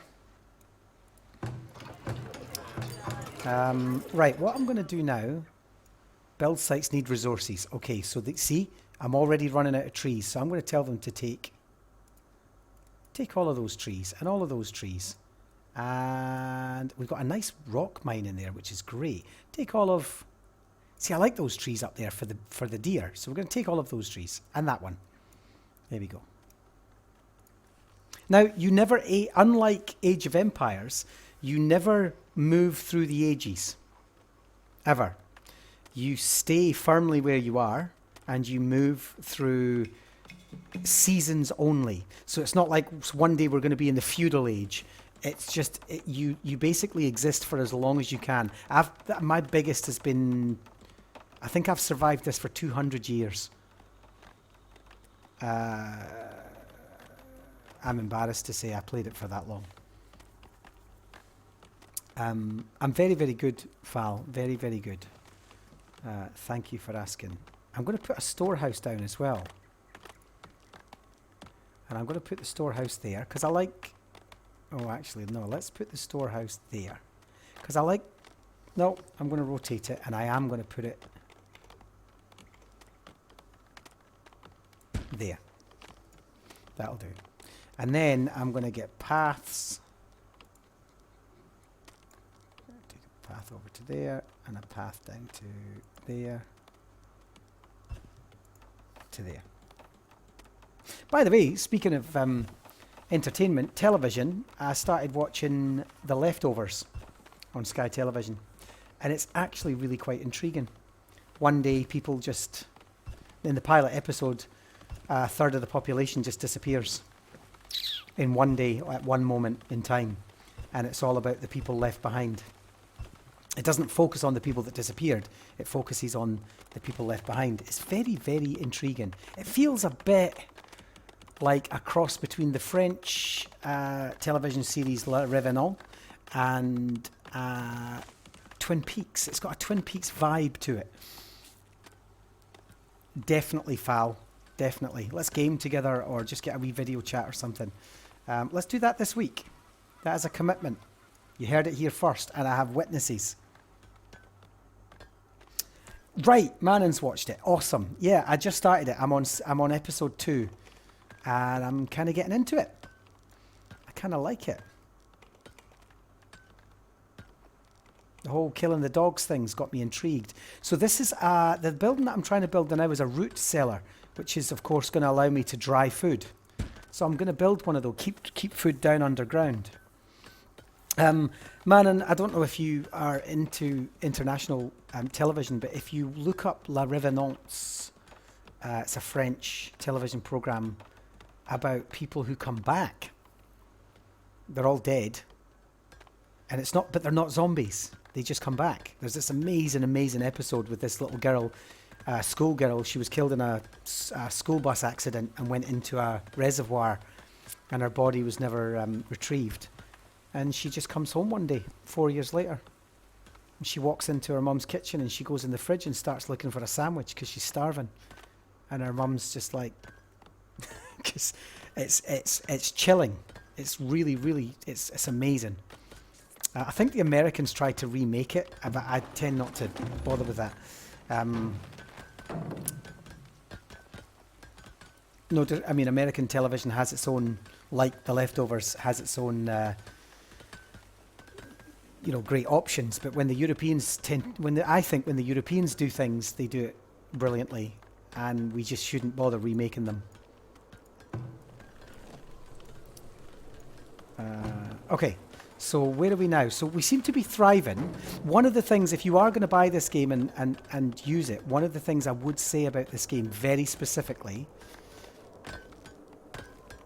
is, I see there's a saw pit that nobody wants near their house, so I'm going to move the saw pit out to here. One thing I would say about this game is play it slowly. Like, don't build everything and try to build it all at once as quickly as possible right now. It doesn't work. Don't try to see I'm 24 out of 24. Stay that way for as long as you can. I'm going to get us some more housing.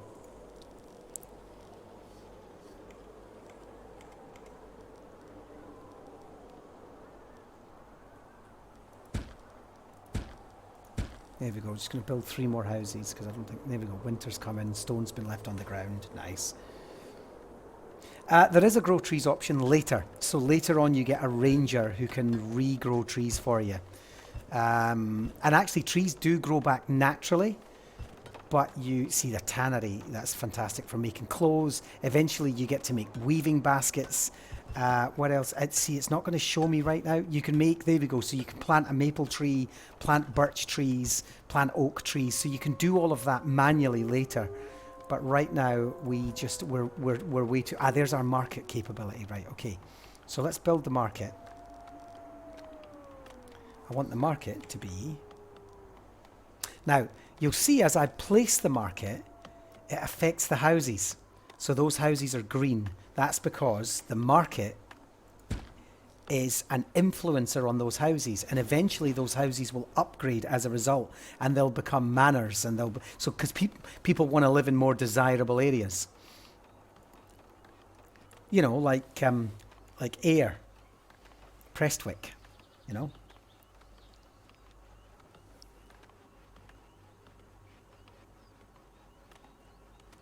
Yeah, well, that's the thing though, Barry, is that actually replenishment. So one of the great things about this game is that they tell you very specifically, do not overfish.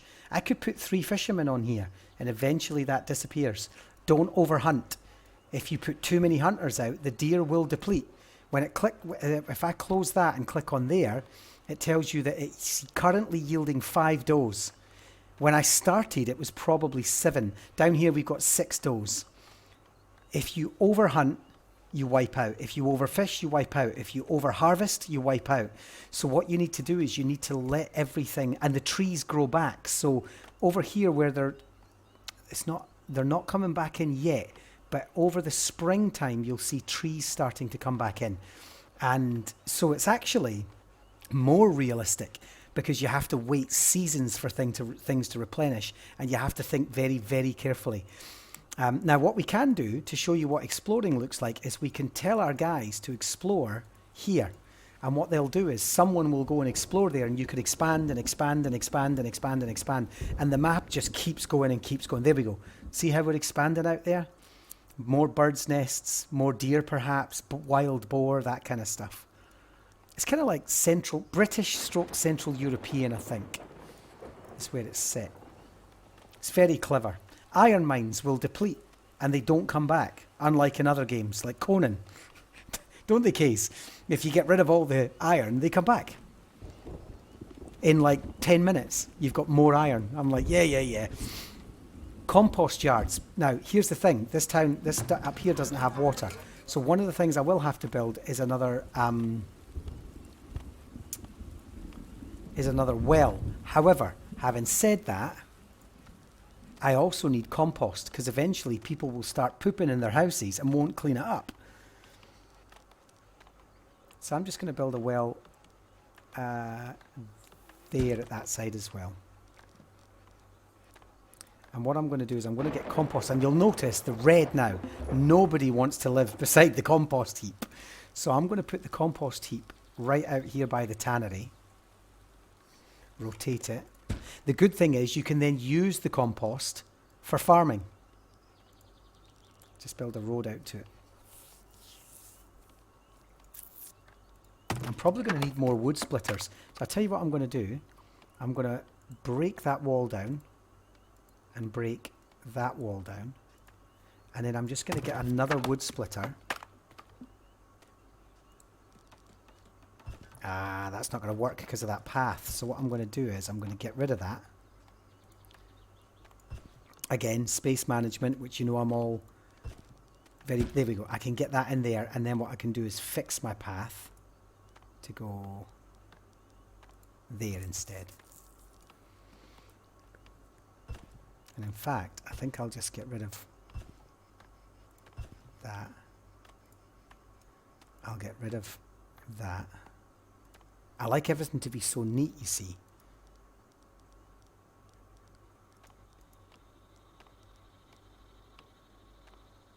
Yeah, we'll do that and get rid of that. I'm just rebuilding all the roads now. There we go, that's it. And then we'll have this one going straight out there. I'll give you an example of one of my working cities, just to show you how expansive this gets, and then we'll finish the stream.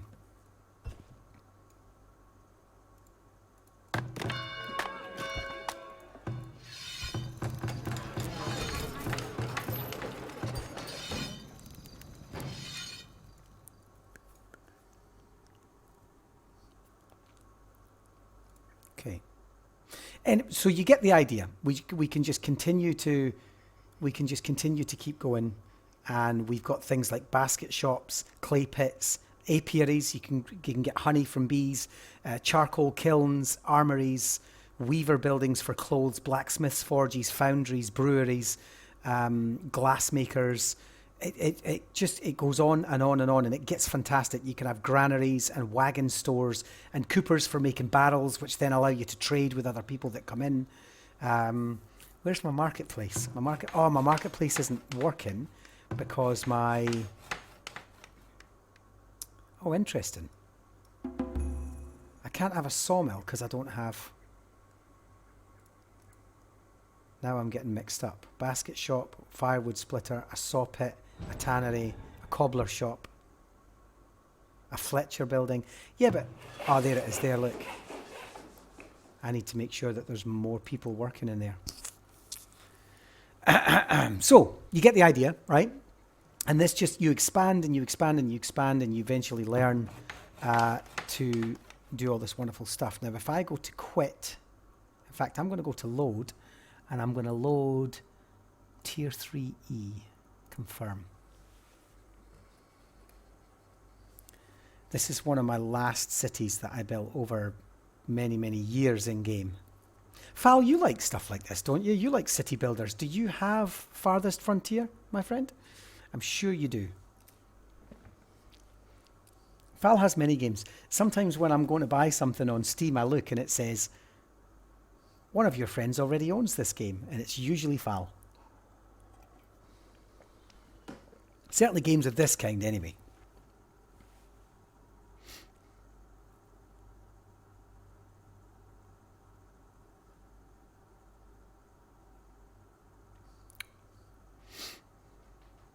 It's I'll tell you what it is, Manon. It is a meditative game. I made the mistake of going in and going, right, I'm going to build this and build that, and then I'm going to do this, and then I'm going to have a clock tower, and then I'm going to fish all the fish out of the rivers. And then I tried again and did the same mistake. And what the game taught me over multiple cities was to slow down. I'm going to show you crops, because crops are actually really interesting in this game.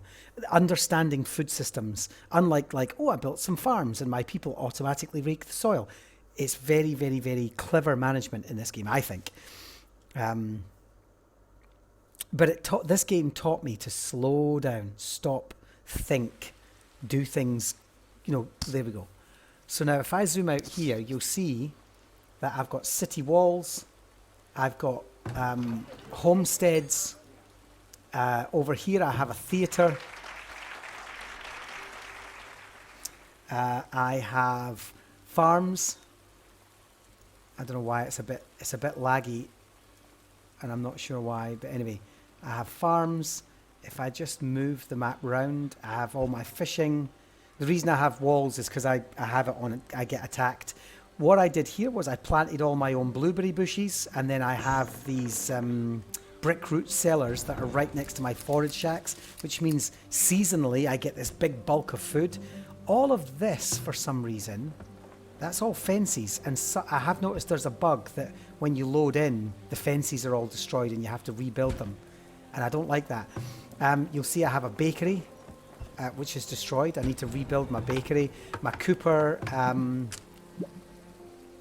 clay pits, my farms. Now, when you go into farming, this is what you do with farming.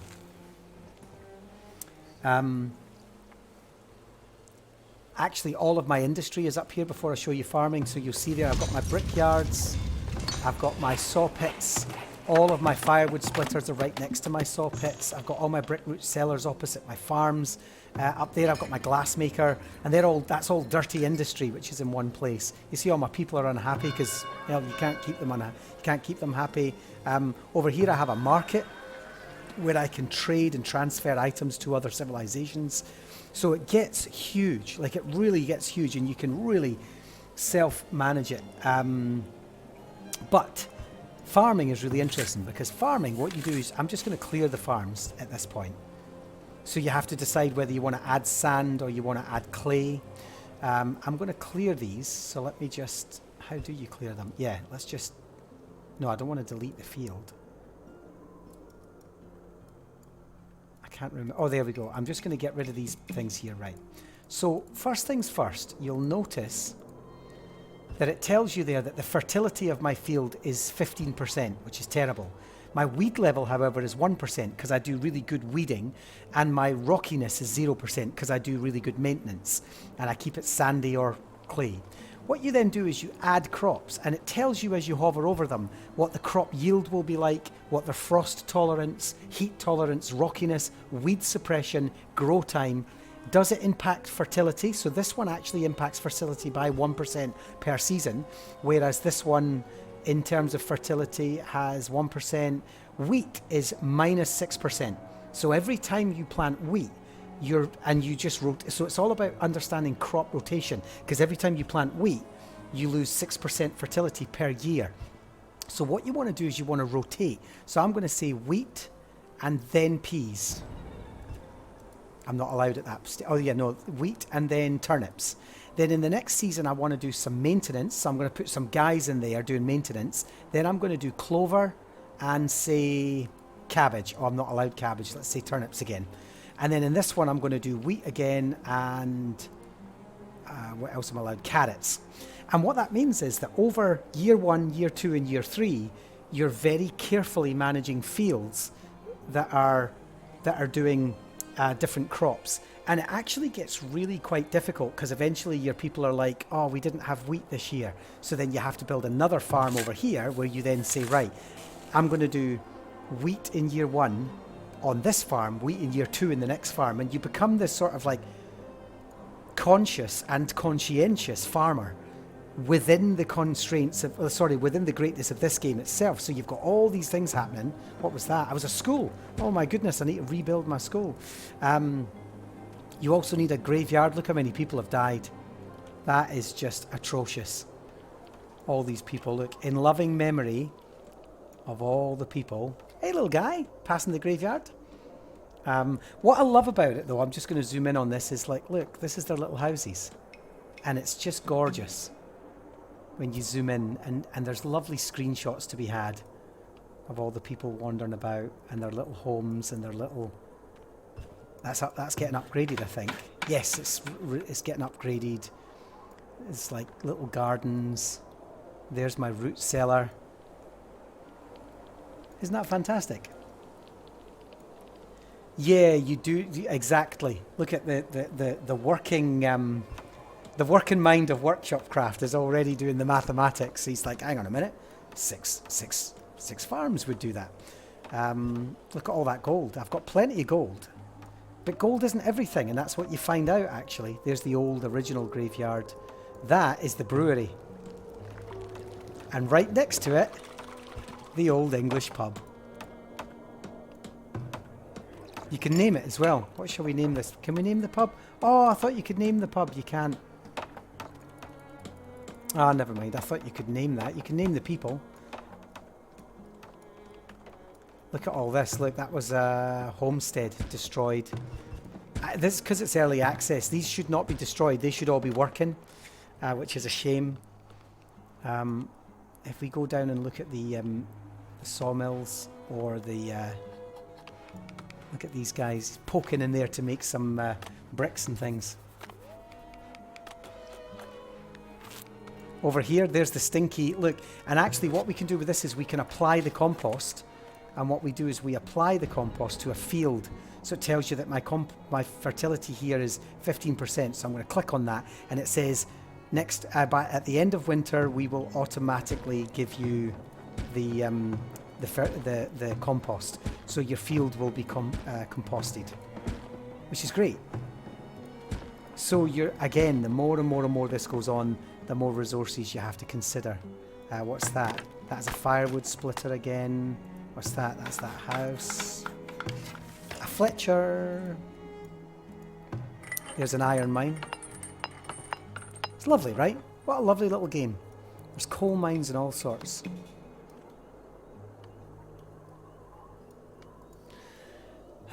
So, we have covered an awful lot tonight in City Builders. I don't know what we're going to do next week. Let me have a think about it. But I think I've covered enough City Builders over like 4 weeks. 3 weeks, actually. 4 weeks. I think this is our 4th. To let you see what's out there. As not just in terms of like education, but, you know, education's important, of course. But in terms of the just playing and... you know, systems analysis and project management and just having fun generally with all those different types of city builders. So hopefully you've enjoyed this. I didn't kill you. I didn't kill you, Picard. I didn't. You are very much alive. In fact, there you are. There, look. You're now in my other world, Puckard. And I'll tell you what, I bet you... In fact, you know what I'm going to do, Puckard? I'm going to give you a job. You are going to be... Right, that's Daz of Workshop Craft, officially working in the pub. Where's the pub? And what I'm going to do is I'm going to give you... Oh no, I can't. You can only have one person in the pub. So we're going to go into here and we're going to say that Puckard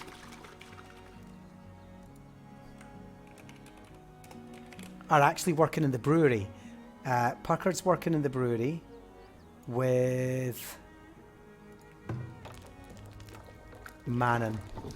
There we go. Puckard and Manon are working in the brewery. Okay, you make the stuff. And Daz sells it. Meanwhile, over here in the compost heap, we're going to have Mock. Mock is literally delivering poop right now. Right? Mock is delivering poop. Ah, there he is. Hang on. Yeah, Genji. So we're going to make that Mock. There we go. Mock is delivering poop to and from the farms. You're the best, Barry. You are the best. Hey, listen, it's an important job. People die without Barry's job.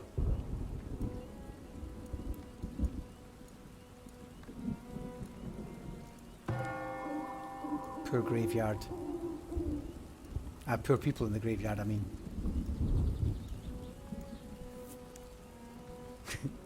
Poor Barry.